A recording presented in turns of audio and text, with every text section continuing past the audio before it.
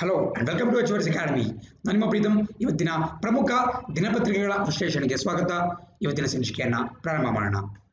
ಮೊದಲನೇ ಸುದ್ದಿ ಹೇಳುತ್ತೆ, increase interval between 2 doses of Covishield says centre. ನಿನ್ನೆ ನಮ್ಮ ಕೇಂದ್ರ ಸರ್ಕಾರದ ಆರೋಗ್ಯ ಸಚಿವಾಲಯ ಒಂದು ಪತ್ರವನ್ನ ಎಲ್ಲಾ ರಾಜ್ಯಗಳು ಮತ್ತು ಯೂನಿಯನ್ ಟೆರಿಟರೀಸ್ ಕೇಂದ್ರಾಡಳಿತ ಪ್ರದೇಶಗಳಿಗೆ ಬರೆದಿದೆ. ಅದೇನಪ್ಪ ಅಂತ ಹೇಳಿದ್ರೆ, ಏನು ಕೋವಿಶೀಲ್ಡ್ ವ್ಯಾಕ್ಸಿನ್ ಅನ್ನ ಕೊಡಲಾಗ್ತಿದ್ದು ಅಥವಾ ನಾವೇನು ಕೋವಿಶೀಲ್ಡ್ ಲಸಿಕೆ ಅಂತ ಕರಿತೀವಿ, ಅದರ ನಡುವಿನ ಗ್ಯಾಪ್ ಅನ್ನ, ಬಿಕಾಸ್ ಒಂದು ಮತ್ತೆ ನೆನ್ಪಿಟ್ಕೊಳ್ಳಿ, ಇದು ಬೇರೆ ಯಾವುದೋ ಇಂಜೆಕ್ಷನ್ ತರ ಒಂದೇ ಒಂದು ಬಾರಿ ಕೊಡುವಂಥದ್ದಲ್ಲ, 2 ಡೋಸ್ ಅನ್ನ ಕಂಪಲ್ಸರಿ ತೆಗೆದುಕೊಳ್ಬೇಕಾಗತ್ತೆ. ಫಸ್ಟ್ ಒಂದು ಡೋಸ್ ಕೊಡ್ತಾರೆ, ಅದಾದ್ಮೇಲೆ ಬೂಸ್ಟರ್ ಡೋಸ್ ಅಂತ 2 ಡೋಸ್ ಕೊಡಲಾಗುತ್ತೆ. ಸೊ ಒಟ್ಟು 2 ಡೋಸ್ಗಳನ್ನ ಪಡೆದ ಬಳಿಕವೇ ಮಾತ್ರ ಆ ಒಬ್ಬ ವ್ಯಕ್ತಿ, ಈ ಲಸಿಕೆಯನ್ನು ಪಡೆದಂತಹ ವ್ಯಕ್ತಿ ಈ ಒಂದು ಕೋವಿಡ್ ನಿಂದ ಆತ ಪ್ರೊಟೆಕ್ಟೆಡ್ ಆಗಿರ್ತಾನೆ. ಅಂದ್ರೆ ಕೋವಿಡ್ ವೈರಸ್ ಅದನಿಗೆ ಅಟ್ಯಾಕ್ ಮಾಡೋದು ಒಂದು ಸಾಧ್ಯತೆ ಬಹಳ ಕಮ್ಮಿ ಇರುತ್ತೆ. ಸೊ ನೀವು ಯಾವುದೇ ಈವನ್ ಕೆಲವೊಂದು ಬೇರೆ ಬೇರೆ ಲಸಿಕೆಗಳು ನೋಡಿದ್ರು ಕೂಡ ಅಲ್ಲಿ ಬರೆದಿರ್ತಾರೆ, ಯೂಶುವಲ್ ಆಗಿ ಚಿಕ್ಕ ಮಕ್ಕಳಿಗೆ ಹಾಕ್ಸ್ಬೇಕಾದ್ರೆ ಇಷ್ಟು ಮಂತ್ಸ್ ಇದ್ದಾಗ, ಇಷ್ಟು ತಿಂಗಳಿದ್ದಾಗ ಒಂದ್ಸರಿ ಹಾಕ್ಸ್ಬೇಕು, ಅಂಡ್ ಇಷ್ಟು ವರ್ಷ ಆದಾಗ ಒಂದ್ಸರಿ ಹಾಕ್ಸ್ಬೇಕು. ಸೊ ಇದನ್ನ ನಾವು ಬೂಸ್ಟರ್ ಡೋಸ್ ಅಂತ ಕರಿತೀವಿ. ಸೊ ಹಾಗಾಗಿ ಕೋವಿಡ್ ಕೂಡ ಒಂದು ಬೂಸ್ಟರ್ ಡೋಸ್, ಅದು ಕೋವ್ಯಾಕ್ಸಿನ್ ಇರಲಿ ಅಥವಾ ಕೋವಿಶೀಲ್ಡ್ ಇರಲಿ, ಅವನ್ನ 2 ಡೋಸ್ಗಳನ್ನ ಕೊಡಬೇಕಾಗತ್ತೆ. ಸೊ ಇವತ್ತೇನಪ್ಪ ಸುದ್ದಿ ಅಂತ ಹೇಳಿದ್ರೆ, ಇತ್ತೀಚೆಗೆ ನಡೆದಂತಹ ಒಂದು ಸೈಂಟಿಫಿಕ್ ಸ್ಟಡಿಯ ಪ್ರಕಾರ ಅಥವಾ ಒಂದು ವೈಜ್ಞಾನಿಕ ಸಂಶೋಧನೆ ಪ್ರಕಾರ ಏನು ಗೊತ್ತಾಗಿದೆ ಅಂತ ಹೇಳಿದ್ರೆ, ಪ್ರಸಕ್ತವಾಗಿ ನಾವೇನು 4 ರಿಂದ 6 ವಾರಗಳ ಒಂದು ಗ್ಯಾಪ್ ಅನ್ನ ಇಡ್ತಾ ಇದ್ವಿ. ಅಂದ್ರೆ ಒಂದು ಡೋಸ್ ಅನ್ನ, ಕೋವಿಶೀಲ್ಡ್ ಲಸಿಕೆ ಒಂದು ಡೋಸ್ ಅನ್ನ ಪಡೆದ ಮೇಲೆ, ಆ ವ್ಯಾಕ್ಸಿನ್ ಪಡೆದ ಮೇಲೆ ಸುಮಾರು 4 ರಿಂದ 6 ವಾರಗಳ ಬಳಿಕ ಮತ್ತೊಂದು ಡೋಸ್ ಅನ್ನ ಕೊಡಲಾಗ್ತಾ ಇತ್ತು. ಬಟ್ ಈಗ ನಮ್ಮ ಸರ್ಕಾರ ಏನ್ ಹೇಳಿದೆಯಪ್ಪ ಅಂದ್ರೆ, ಕೇಂದ್ರ ಸರ್ಕಾರ, ಒಂದು ವೇಳೆ ಈ ನಡುವಿನ ಗ್ಯಾಪ್ ಅನ್ನ ಜಾಸ್ತಿ ಮಾಡಿದ್ವಿ ಅಂತ ಹೇಳಿದ್ರೆ, ಈ ಪರ್ಸೆಂಟೇಜ್ ಆಫ್ ಪ್ರೊಟೆಕ್ಷನ್ ಅಥವಾ ಒಬ್ಬ ವ್ಯಕ್ತಿ ಈ ವೈರಾಣು ವಿರುದ್ಧ ಹೊರಡುವಂತಹ ಶಕ್ತಿಯನ್ನ ಹೆಚ್ಚಾಗಿ ಪಡೆದುಕೊಳ್ತೇನೆ ಅಂತ ಹೇಳಿದ್ದಾರೆ. ಸೊ ಫಾರ್ ಎಕ್ಸಾಂಪಲ್, ಒಬ್ಬ ವ್ಯಕ್ತಿಗೆ ಇವತ್ತು ಅಂದ್ರೆ ಮಾರ್ಚ್ ಸುಮಾರು ಒಂದು 23ನೇ ತಾರೀಕು 24ನೇ ತಾರೀಕು ಅಂತ ಇಟ್ಕೊಳ್ಳಿ, 23ನೇ ತಾರೀಕು ಒಬ್ಬ ವ್ಯಕ್ತಿಗೆ ಲಸಿಕೆಯನ್ನ ಕೊಡಲಾಗಿದೆ. ಆ ವ್ಯಕ್ತಿಗೆ ಏಪ್ರಿಲ್ 23ಕ್ಕೆ ಕೊಡೋದಕ್ಕಿಂತ ಲಸಿಕೆಯನ್ನ, ಮತ್ತೊಂದು ಸೆಕೆಂಡ್ ಡೋಸ್ ಅನ್ನ ಆ ವ್ಯಕ್ತಿಗೆ ಒಂದ್ ವೇಳೆ ಮೇ 12 ಮೇ 13 ಈ ತರ ಸ್ವಲ್ಪ ಲೇಟ್ ಆಗಿ ನಾವು ಕೊಟ್ವಿ ಅಂತ ಹೇಳಿದ್ರೆ, ಆ ವ್ಯಕ್ತಿಗೆ ಈ ಒಂದು ವೈರಾಣುವಿನ ವಿರುದ್ಧ ಹೋರಾಡ್ತಕ್ಕಂಥ ಶಕ್ತಿ ಜಾಸ್ತಿ ಆಗುತ್ತೆ ಅಂತ ಹೇಳಿ ಒಂದು ಸೈಂಟಿಫಿಕ್ ಸ್ಟಡಿ ಹೇಳಿದೆ. ಸೊ ಹಾಗಾಗಿ ನಮ್ಮ ಸರ್ಕಾರ ಏನ್ ಮಾಡಿದೆಯಪ್ಪ ಅಂತ ಹೇಳಿದ್ರೆ, ಇದು ಆಕ್ಚುಲಿ ಬಹಳ ಚಿಕ್ಕ ನ್ಯೂಸ್, ಇದನ್ನ ಡೈರೆಕ್ಟ್ ಆಗಿ ಎಕ್ಸಾಂಪಲ್ ಕೇಳಕ್ಕಾಗಲ್ಲ, ಬಟ್ ಸುಮ್ಮನೆ ನಿಮಗೆ ಈ ಒಂದು ಲಸಿಕೆಗಳ ಬಗ್ಗೆ ತಿಳಿಸ್ಕೊಡ್ತಾ ಇರೋದಷ್ಟೇ. ಸೊ ಏನಪ್ಪಾ ಅಂತ ಹೇಳಿದ್ರೆ, 4 ರಿಂದ 6 ವಾರಗಳ ಗ್ಯಾಪ್ ಅನ್ನ ಏನು ನಮ್ಮ ಕೇಂದ್ರ ಸರ್ಕಾರ ಗ್ಯಾಪ್ ಅನ್ನ ಫಿಕ್ಸ್ ಮಾಡಿತ್ತು, ಈಗ ಅದನ್ನು ಚೇಂಜ್ ಮಾಡಿಬಿಟ್ಟು 4 ರಿಂದ 8 ವಾರ ಅಂತ ಹೇಳಿ ಎಲ್ಲಾ ರಾಜ್ಯಗಳು ಮತ್ತು ಕೇಂದ್ರಾಡಳಿತ ಪ್ರದೇಶಗಳಿಗೆ ಒಂದು ಪತ್ರವನ್ನ ಬರೆದಿದೆ. ಸೊ ಬಟ್ ಹಂಗಂತೇಳಿ ಇನ್ನೂ ಡಿಲೇ ಮಾಡಬಾರ್ದು, ಬಿಕಾಸ್ ಅದರ ಒಂದು ಪೀಕ್ ಆಪ್ಟಿಮಮ್ ಒಂದು ಎಫೆಕ್ಟ್ ಯಾವಾಗಪ್ಪ ಅಂತ ಹೇಳಿದ್ರೆ 4 ರಿಂದ 8 ವಾರಗಳ ಒಳಗೆ ಮಾತ್ರ. 4 ವಾರಕ್ಕಿಂತ ಮುಂಚೆ ಕೊಟ್ಟರು ಅಷ್ಟು ಚೆನ್ನಾಗಿ ವರ್ಕೌಟ್ ಆಗಲ್ಲ, 8 ವಾರಗಳ ನಂತರ ಕೊಟ್ಟರು ಕೂಡ ಅಷ್ಟೊಂದು ಚೆನ್ನಾಗಿ ವರ್ಕೌಟ್ ಆಗಲ್ಲ. ಸೊ 1 ರಿಂದ 2 ತಿಂಗಳು, ಆದ್ರೆ 4 ರಿಂದ 8 ವಾರಗಳ ಒಳಗಾಗಿ 2ನೇ ಬೂಸ್ಟ್ ಡೋಸ್ ಅನ್ನು ಕೊಡಬೇಕು ಅಂತ ಹೇಳಿ ನಮ್ಮ ಕೇಂದ್ರ ಸರ್ಕಾರ ಹೇಳಿದೆ. ಇದುವರೆಗೂ 4 to 6 ಡೋಸಸ್ ಇತ್ತು. ರೀಸನ್ ಕೂಡ ಹೇಳಿದೀನಿ, ಯಾಕೆ ರೀಸನ್, ಏನ್ ರೀಸನ್ ಅಪ್ಪ ಅಂತ ಹೇಳಿದ್ರೆ, ಅದ್ರ ಒಂದು ಎಫೆಕ್ಟಿವಿಟಿ ಜಾಸ್ತಿ ಇರುತ್ತೆ ಒಂದು ಸ್ವಲ್ಪ ಡಿಲೇ ಮಾಡಿದ್ರೆ ಗ್ಯಾಪ್ ಅನ್ನ. ಅಂಡ್ ಮತ್ತೊಂದೇನಪ್ಪ ಅಂತ ಹೇಳಿದ್ರೆ, ಕೇವಲ ಕೋವಿಶೀಲ್ಡ್ಗೆ ಮಾತ್ರ ನಾವೇನು ಆಕ್ಸ್ಫರ್ಡ್ ಯೂನಿಯನ್, ಪ್ರಪಂಚದ ಕೆಲವು ಪ್ರಮುಖ ಸಂಸ್ಥೆಗಳ ಜೊತೆಗೆ ಸೇರ್ಕೊಂಡ್ಬಿಟ್ಟು ಅಸ್ಟ್ರಾಜೆನಿಕಾ ಮತ್ತು ಆಕ್ಸ್ಫರ್ಡ್ ಯೂನಿಯನ್ ಏನು ಅಭಿವೃದ್ಧಿಪಡಿಸಿದೆ, ಆ ಒಂದು ವ್ಯಾಕ್ಸಿನ್ ಆಗಿರತಕ್ಕಂತಹ ಕೋವಿಶೀಲ್ಡ್ಗೆ ಮಾತ್ರ ಈ ಒಂದು ರಿಸ್ಟ್ರಿಕ್ಷನ್ ಇರತಕ್ಕಂಥದ್ದು. ಅಂದ್ರೆ ಈ ಒಂದು ಹೊಸ ಗೈಡ್ಲೈನ್ಸ್ ಅದಕ್ಕೆ ಮಾತ್ರ ಮ್ಯಾಟರ್ ಆಗುತ್ತೆ. ಅದೇ ನಮ್ಮ ಭಾರತೀಯ ಸ್ವದೇಶಿ ನಿರ್ಮಿತ ಕೋವ್ಯಾಕ್ಸಿನ್ ಏನಿದೆ, ಹೈದರಾಬಾದ್ ಮೂಲದ ಭಾರತ್ ಬಯೋಟೆಕ್ ಕಂಪನಿ ಅಭಿವೃದ್ಧಿಪಡಿಸಿರ್ತಕ್ಕಂತಹ ಕೋವ್ಯಾಕ್ಸಿನ್ ಏನಿದೆ, ಅದಕ್ಕೆ ಯಾವುದೇ ರೀತಿ ಮ್ಯಾಟರ್ ಆಗಲ್ಲ. ಅಂಡ್ ಕೋವಿಶೀಲ್ಡ್ ಯಾರು ಅಭಿವೃದ್ಧಿಪಡಿಸ್ತಾ ಇದ್ದಾರೆ, ಬಹಳ ಈಸಿ, ಅದನ್ನ ಡೆವಲಪ್ ಮಾಡಿರ್ತಕ್ಕಂಥದ್ದು, ಅದನ್ನ ಸಂಶೋಧನೆ ಮಾಡಿರ್ತಕ್ಕಂಥದ್ದು ಇಂಗ್ಲೆಂಡ್ನ ಆಕ್ಸ್ಫರ್ಡ್ ಯೂನಿಯನ್. ಬಟ್ ಅದನ್ನ ಭಾರತ ದೇಶದಲ್ಲಿ ತಯಾರಿಕೆ ಮಾಡ್ತಿರ್ತಕ್ಕಂಥದ್ದು ನಮ್ಮ Serum Institute of India, SII, Serum Institute of India. Hopefully ನಿಮಗೆಲ್ಲ ಗೊತ್ತಿದೆ ಅನ್ಕೊಂತೀನಿ, ಗೊತ್ತಿಲ್ಲ ಅಂದ್ರೆ ದಯವಿಟ್ಟು ನೋಟ್ ಮಾಡ್ಕೊಳ್ಳಿ. ಸೇರಮ್ ಇನ್ಸ್ಟಿಟ್ಯೂಟ್ ಆಫ್ ಇಂಡಿಯಾ ಇದು ಪುಣೆಯಲ್ಲಿ ಬರುತ್ತೆ, ಇದರ ಹೆಡ್ ಕ್ವಾರ್ಟರ್ಸ್. ಅಂಡ್ ಪ್ರಸಕ್ತವಾಗಿ ಒಬ್ಬ ಖ್ಯಾತ ಉದ್ಯಮಿ ಆಗಿರತಕ್ಕಂತಹ ಅದರ್ ಪೂನಾವಾಲಾ ಅವರು ಇದರ CEO ಆಗಿದ್ದಾರೆ. ಸೊ ಪೂನಾವಾಲಾ ಕಂಪನಿಗೆ ಸೇರಿದಂತಹ ಒಂದು ಸಂಸ್ಥೆ ಸೇರಮ್ ಇನ್ಸ್ಟಿಟ್ಯೂಟ್ ಆಫ್ ಇಂಡಿಯಾ. ಅದೇ ರೀತಿ ಮುಂದಿನ ಸುದ್ದಿ ಕಾಣಿಸ್ಕೊಳ್ತಾ ಇದೆ, Dhanush, Manoj Bajpayee, Kangana back top honours ಅಂತ ಹೇಳಿ. ನೋಡಿ, ನಿನ್ನೆ ನಮ್ಮ ದೇಶದಲ್ಲಿ 67ನೇ 67th ನ್ಯಾಷನಲ್ ಫಿಲ್ಮ್ ಅವಾರ್ಡ್ಸ್, ಇನ್ನೊಂದ್ಸರಿ ಹೇಳ್ತೀನಿ, 67th ನ್ಯಾಷನಲ್ ಫಿಲ್ಮ್ ಅವಾರ್ಡ್ಸ್ ಅಥವಾ 67ನೇ ರಾಷ್ಟ್ರೀಯ ಚಲನಚಿತ್ರ ಪ್ರಶಸ್ತಿಗಳನ್ನ ಘೋಷಣೆ ಮಾಡಲಾಯಿತು. ಪ್ರತಿ ವರ್ಷ ಬಹಳ ಕಾತುರದಿಂದ ಕಾಯ್ತಾ ಇರ್ತಾರೆ ಈ ಏನು ಚಲನಚಿತ್ರ ಅಭಿಮಾನಿಗಳಿರಬಹುದು ಅಥವಾ ಆ ಒಂದು ಪ್ರೊಡಕ್ಷನ್ ಮಾಡತಕ್ಕಂತಹ ತಂಡಗಳಿರಬಹುದು, ಬಹಳ ಕಾತುರದಿಂದ ಕಾಯ್ತಾ ಇರ್ತವೆ. ಬಿಕಾಸ್ ನಮ್ಮ ಭಾರತೀಯ ಸರ್ಕಾರದಿಂದ ಅಧಿಕೃತವಾಗಿ ನೀಡತಕ್ಕಂತಹ ಒಂದು ಪ್ರತಿಷ್ಠಿತ ಪ್ರಶಸ್ತಿ, ರಾಷ್ಟ್ರ ಪ್ರಶಸ್ತಿ ಪುರಸ್ಕೃತರು. ನೀವು ಕೇಳ್ತಾ ಇರ್ತೀರಿ ಯೂಶುವಲ್ ಆಗಿ ಯಾವುದೋ ಒಂದು ಫಿಲಂ ಬರ್ತಾ ಇರುತ್ತೆ, ಆ ಫಿಲಂನಲ್ಲಿ ಆಕ್ಟ್ ಮಾಡಿರ್ತಕ್ಕಂಥ ವ್ಯಕ್ತಿಗಳು ರಾಷ್ಟ್ರ ಪ್ರಶಸ್ತಿ ಪುರಸ್ಕೃತರು, ನಿರ್ದೇಶಕರು ಇರ್ಬೋದು, ಆಕ್ಟರ್ಸ್ ಇರ್ಬೋದು, ಆಕ್ಟ್ರೆಸಸ್ ಇರ್ಬೋದು. ಸೊ ರಾಷ್ಟ್ರ ಪ್ರಶಸ್ತಿ ಅಂತಕ್ಕಂಥದ್ದು ಬಹಳ ಪ್ರತಿಷ್ಠಿತ ಪ್ರಶಸ್ತಿ ಆಗಿರುತ್ತೆ. ಸೊ ರಾಷ್ಟ್ರ ಪ್ರಶಸ್ತಿ ಅಂದ್ರೆ ಇದೇ ನ್ಯಾಷನಲ್ ಫಿಲ್ಮ್ ಅವಾರ್ಡ್ಸ್ ಅಂತ ಕರಿಬಹುದು. ಈ ಭಾಗದಲ್ಲಿ ನಿಮಗೆ ಕಾಣಿಸ್ಕೊಳ್ತಾರೆ ನ್ಯಾಷನಲ್ ಫಿಲ್ಮ್ ಅವಾರ್ಡ್ಸ್. ಸೊ ಅದನ್ನ ಈ ಬಾರಿ ಕೊಡಲಾಗಿದೆ, ಬೇರೆ ಬೇರೆ ಕ್ಯಾಟಗರಿಗಳಲ್ಲಿ ಬೇರೆ ಬೇರೆ ವ್ಯಕ್ತಿಗಳಿಗೆ ಕೊಡಲಾಗಿದೆ. ಪರೀಕ್ಷೆಯಲ್ಲಿ ಖಂಡಿತ ಕೇಳಬಹುದು. ಸೊ ಹಾಗಾಗಿ ಇದನ್ನ ದಯವಿಟ್ಟು ನೋಟ್ ಮಾಡ್ಕೊಳ್ಳಿ. ಬಹಳ ಸಿಂಪಲ್, ಒಂದು MCQ ಅಲ್ಲಿ ಕೇಳ್ತಾರೆ, ಹೆಚ್ಚಿನ ಡಿಸ್ಕಷನ್ ಆಗತ್ತೆ ಇಲ್ಲ, ಬಟ್ ನೋಟ್ ಡೌನ್ ಮಾಡ್ಕೊಳ್ಳೋದು ಬಹಳ ಪ್ರಮುಖವಾಗಿರುತ್ತೆ. ಸೊ 67 ನ್ಯಾಷನಲ್ ಫಿಲ್ಮ್ ಅವಾರ್ಡ್ಸ್ ನಲ್ಲಿ ಈ ರಾಷ್ಟ್ರ ಪ್ರಶಸ್ತಿಗಳನ್ನ ಕೊಡಲಾಗಿದೆ. ಅದ್ರೇನಪ್ಪಾ ಅಂತ ಹೇಳಿದ್ರೆ, ಮೊಟ್ಟ ಮೊದಲನೇದಾಗಿ ಬೆಸ್ಟ್ ಆಕ್ಟರ್, ಅತ್ಯುತ್ತಮ ನಟ ಪ್ರಶಸ್ತಿಯನ್ನ ಇಬ್ಬರಿಗೆ ಹಂಚಿಕೆ ಮಾಡಲಾಗಿದೆ. ಒಬ್ಬರು ತಮಿಳಿನ ಖ್ಯಾತ ಆಕ್ಟರ್ ಧನುಷ್, ಅಸುರನ್ ಅನ್ನುವಂತಹ ಒಂದು ತಮಿಳ್ ಫಿಲ್ಮ್ ಇದೆ, ಆ ಮೂವಿಯಲ್ಲಿ ಅವ್ರು ಮಾಡಿರ್ತಕ್ಕಂತಹ ಕ್ಯಾರೆಕ್ಟರ್ಗೆ ಧನುಷ್ ಅವರಿಗೆ ಬೆಸ್ಟ್ ಆಕ್ಟರ್ ಅವಾರ್ಡ್ ಅನ್ನ ನ್ಯಾಷನಲ್ ಫಿಲ್ಮ್ ಅವಾರ್ಡ್ಸ್ 67ನೇ ನ್ಯಾಷನಲ್ ಫಿಲ್ಮ್ ಅವಾರ್ಡ್ಸ್ 2021 ನಲ್ಲಿ ಕೊಡಲಾಗಿದೆ. ಅದೇ ರೀತಿ ಸೇಮ್ ಅದೇ ಅವಾರ್ಡ್ ಅನ್ನ ಮತ್ತೊಬ್ಬರಿಗೆ ಹಂಚಿಕೆ ಮಾಡಲಾಗಿದೆ. ಅವ್ರು ಯಾರಪ್ಪ ಅಂತ ಹೇಳಿದ್ರೆ, ಖ್ಯಾತ ಹಿಂದಿ ಚಿತ್ರನಟ ಮನೋಜ್ ಬಾಜ್ಪೇಯಿ. ಮನೋಜ್ ಬಾಜ್ಪೇಯಿ ಅವರಿಗೆ ಭೋಸ್ಲೆ ಅನ್ನುವಂತಹ ಒಂದು ಹಿಂದಿ ಚಲನಚಿತ್ರಕ್ಕಾಗಿ ಈ ಅತ್ಯುತ್ತಮ ನಟ ಪ್ರಶಸ್ತಿಯನ್ನು ಕೊಡಲಾಗಿದೆ. So best actress Dhanush and Manoj Bajpayee. ಅದೇ ರೀತಿ ಆಕ್ಟ್ರೆಸಸ್ಗೆ ಬರೋದಾದ್ರೆ, ಅಂದ್ರೆ ನಾವೇನು ಹೀರೋಯಿನ್ ಅಥವಾ ನಾಯಕಿಗೆ ಬರೋದಾದ್ರೆ, ಕಂಗನಾ ರನೌತ್ ಈ ಒಂದು ಪ್ರಶಸ್ತಿಯನ್ನ ಗೆದ್ದುಕೊಂಡಿದ್ದಾರೆ. ಕಂಗನಾ ರನೌತ್ ಅವರು ಸಾಕಷ್ಟು ಸುದ್ದಿಯಲ್ಲಿ ಇರ್ತಾರೆ. ಸ್ಪೆಷಲಿ ಒಬ್ಬ ಇತ್ತೀಚೆಗೆ ಅವರು ಬಲಪಂಥೀಯ ವಿಚಾರಧಾರೆಗಳನ್ನ ಎಕ್ಸ್ಪ್ರೆಸ್ ಮಾಡುವ ಮೂಲಕ ಸಾಕಷ್ಟು ಖ್ಯಾತರಾಗಿದ್ದಾರೆ. ಅವರಿಗೂ ಮತ್ತು ಮಹಾರಾಷ್ಟ್ರ ಸರ್ಕಾರ, ವಿಶೇಷವಾಗಿ ಶಿವಸೇನಾ ಮುಖಂಡ ಮತ್ತು ಮಹಾರಾಷ್ಟ್ರದ ಪ್ರಸಕ್ತ ಮುಖ್ಯಮಂತ್ರಿ ನಿಮಗೆ ಉದ್ಧವ್ ಠಾಕ್ರೆ ಬರ್ತಾರೆ, ಅವರಿಗೂ ಮತ್ತು ಕಂಗನಾ ಅವರಿಗೂ ಸಾಕಷ್ಟು ಚಟಾಪಟಿ ನಡೆದಿತ್ತು. ಅವರಿಗೆ ಸೇರಿದಂತಹ ಒಂದು ಬಂಗ್ಲೆಯನ್ನ ಡೆಮಾಲಿಷ್ ಕೂಡ ಮಾಡಲಾಯಿತು. ಸೊ ಅದೆಲ್ಲ ನಮಗೆ ಬೇಡ. ಈಗ ಸದ್ಯಕ್ಕೆ ಏನಪ್ಪಾ ಅಂತ ಹೇಳಿದ್ರೆ, ಆಕ್ಟ್ರೆಸ್ ಕಂಗನಾ ರನೌತ್ ಅವರಿಗೆ ಈ ಒಂದು ಬೆಸ್ಟ್ ಆಕ್ಟ್ರೆಸ್ ಅವಾರ್ಡ್ ಅನ್ನ ನ್ಯಾಷನಲ್ ಫಿಲ್ಮ್ ಅವಾರ್ಡ್ಸ್ ಅಲ್ಲಿ ಕೊಡಲಾಗಿದೆ.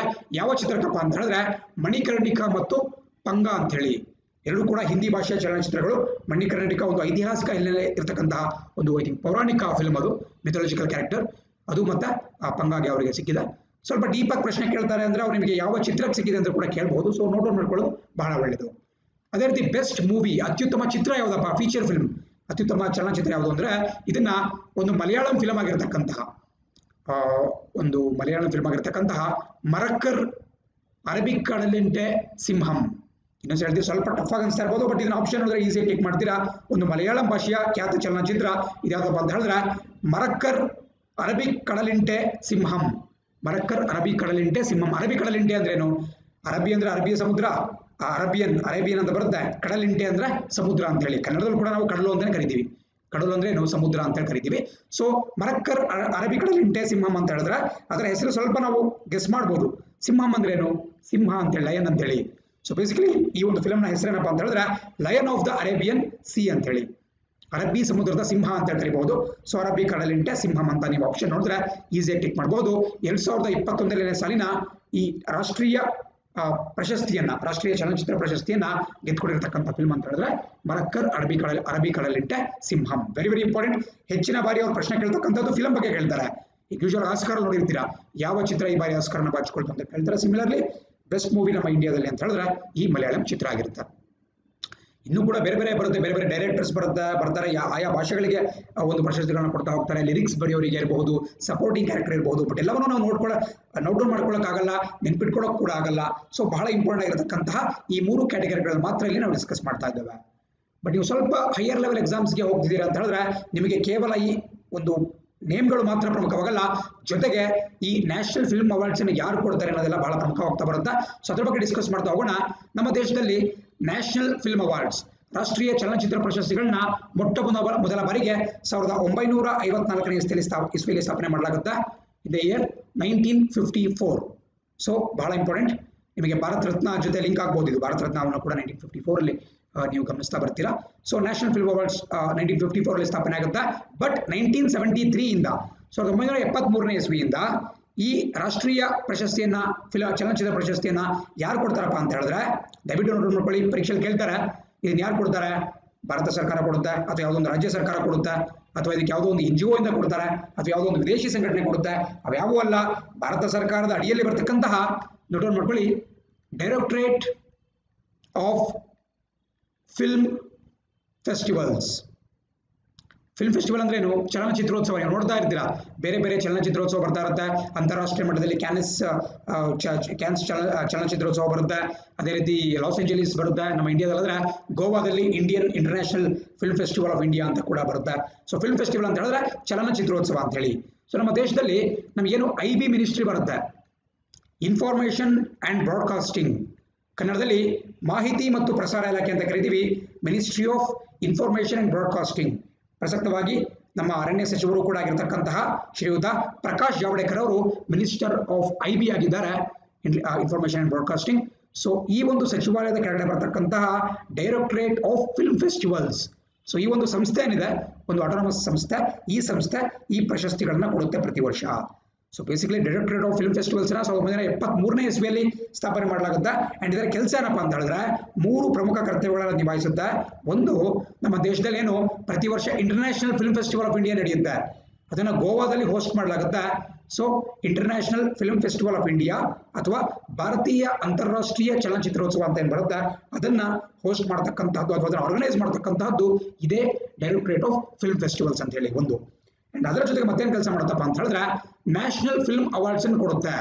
ಈಗ ತಾನೇ ಡಿಸ್ಕಸ್ ಮಾಡ್ತಿದ್ವಿ, ರಾಷ್ಟ್ರೀಯ ಚಲನಚಿತ್ರ ಪುರಸ್ಕಾರಗಳನ್ನ ಕೊಡ್ತಕ್ಕಂತಹದ್ದು ಇದೇ directorate of film festivals. So ಎರಡಾಯ್ತು. ಮೂರನೇದೇನಪ್ಪ ಅಂತ ಹೇಳಿದ್ರೆ ಇಂಡಿಯನ್ ಪೆನೋರಮಾ ಫಿಲ್ಮ್ ಫೆಸ್ಟಿವಲ್. ಇದು ಕೂಡ ಒಂದು ಭಾರತೀಯ ಚಿತ್ರರಂಗಕ್ಕೆ ಸಂಬಂಧಪಟ್ಟಂತಹ ಒಂದು ಚಲನಚಿತ್ರೋತ್ಸವ. ಇಂಡಿಯನ್ ಪೆನೋರಮಾವನ್ನು ಕೂಡ ಇದೇ directorate of film festivals organise ಮಾಡುತ್ತೆ. Very very important. ಸೊ ಪ್ರಶಸ್ತಿ ಯಾರು ಕೊಡ್ತಾರೆ ಅನ್ನೋದು ಕೂಡ ನಿಮಗೆ ಬಹಳ ಇಂಪಾರ್ಟೆಂಟ್ ಆಗಿರುತ್ತೆ, ಗೊತ್ತಾಗುತ್ತೆ. ಅದೇ ಅದಕ್ಕೆ ಸಂಬಂಧಪಟ್ಟಂತೆ ಮತ್ತೊಂದು ಸುದ್ದಿ ಕಾಣಿಸ್ಕೊಳ್ತಾ ಇದೆ. Wild Karnataka wins national award in non feature category. ನಿಮಗೆಲ್ಲ ಗೊತ್ತಿದೆ, ಕಳೆದ ಬಾರಿ ಲಾಕ್ಡೌನ್ ಎಲ್ಲ ಇದ್ದಂತಹ ಸಂದರ್ಭದಲ್ಲಿ ಒಂದು ಫೇಮಸ್ ಡಾಕ್ಯುಮೆಂಟರಿ ರಿಲೀಸ್ ಆಯಿತು, ವೈಲ್ಡ್ ಕರ್ನಾಟಕ. ಅಂದ್ರೆ ವೈಲ್ಡ್ ಅಂದ್ರೆ ಏನು, ವನ್ಯ ಅಥವಾ ಮೃಗೀಯ ಅಂತ ಕೆಲವೊಂದ್ಸರಿ ಕರಿತೀವಿ. ಬಟ್ ಬೇಸಿಕಲಿ ವೈಲ್ಡ್ ಕರ್ನಾಟಕ ಅಂತ ಹೇಳಿದ್ರೆ ಕರ್ನಾಟಕದ ವನ್ಯ ಸಂಪತ್ತನ್ನ ಅಥವಾ ವೈಲ್ಡ್ ಲೈಫ್ ಅನ್ನ ತೋರಿಸ್ತಕ್ಕಂತಹ ಒಂದು ನ್ಯಾಚುರಲ್ ಹಿಸ್ಟರಿ ಡಾಕ್ಯುಮೆಂಟರಿ. ಇದು ಯಾವುದೋ ಒಂದು ಕಮರ್ಷಿಯಲ್ ಮೂವಿ ಅಲ್ಲ, ಬದಲಾಗಿ ಒಂದು ಡಾಕ್ಯುಮೆಂಟರಿ ಅಂತ ಕರಿತೀವಿ, ಒಂದು ಸಾಕ್ಷ್ಯ ಚಿತ್ರ ಅಂತ ನಾವು ಕರಿಬಹುದು. ಸೊ ಇದನ್ನ ನಾನ್ ಫೀಚರ್ ಕ್ಯಾಟಗರಿ ನೋಡಿ. ನಾನು ಆಗಲೇ ಹೇಳಿದೆ ನಿಮಗೆ, ಈ ಒಂದು ಫಿಲ್ಮ್ ಫೆಸ್ಟಿವಲ್ ಅವಾರ್ಡ್ಸ್ ನಲ್ಲಿ ಈ ಒಂದು ನ್ಯಾಷನಲ್ ಫಿಲ್ಮ್ ಅವಾರ್ಡ್ಸ್ ನಲ್ಲಿ ಬೇರೆ ಬೇರೆ ಕ್ಯಾಟಗರಿಗಳು ಬರ್ತಾ ಹೋಗುತ್ತೆ. ನಾನು ಆಗಲೇ ಏನು lion of the Arabian C ಅಂತೇಳಿ ಒಂದು ಮಲಯಾಳಂ ಮೂವಿ ಬಗ್ಗೆ ಹೇಳ್ದೆ, ಅದು feature film category. Feature film ಅಂದ್ರೆ ಏನು? Full length movie.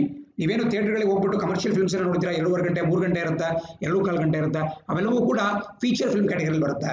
But non feature film category ಅಂತ ಹೇಳಿದ್ರೆ ಡಾಕ್ಯುಮೆಂಟರಿಗಳು ಅಥವಾ ಶಾರ್ಟ್ ಫಿಲ್ಮ್ಸ್ ಇರ್ಬೋದು, ಈ ತರ.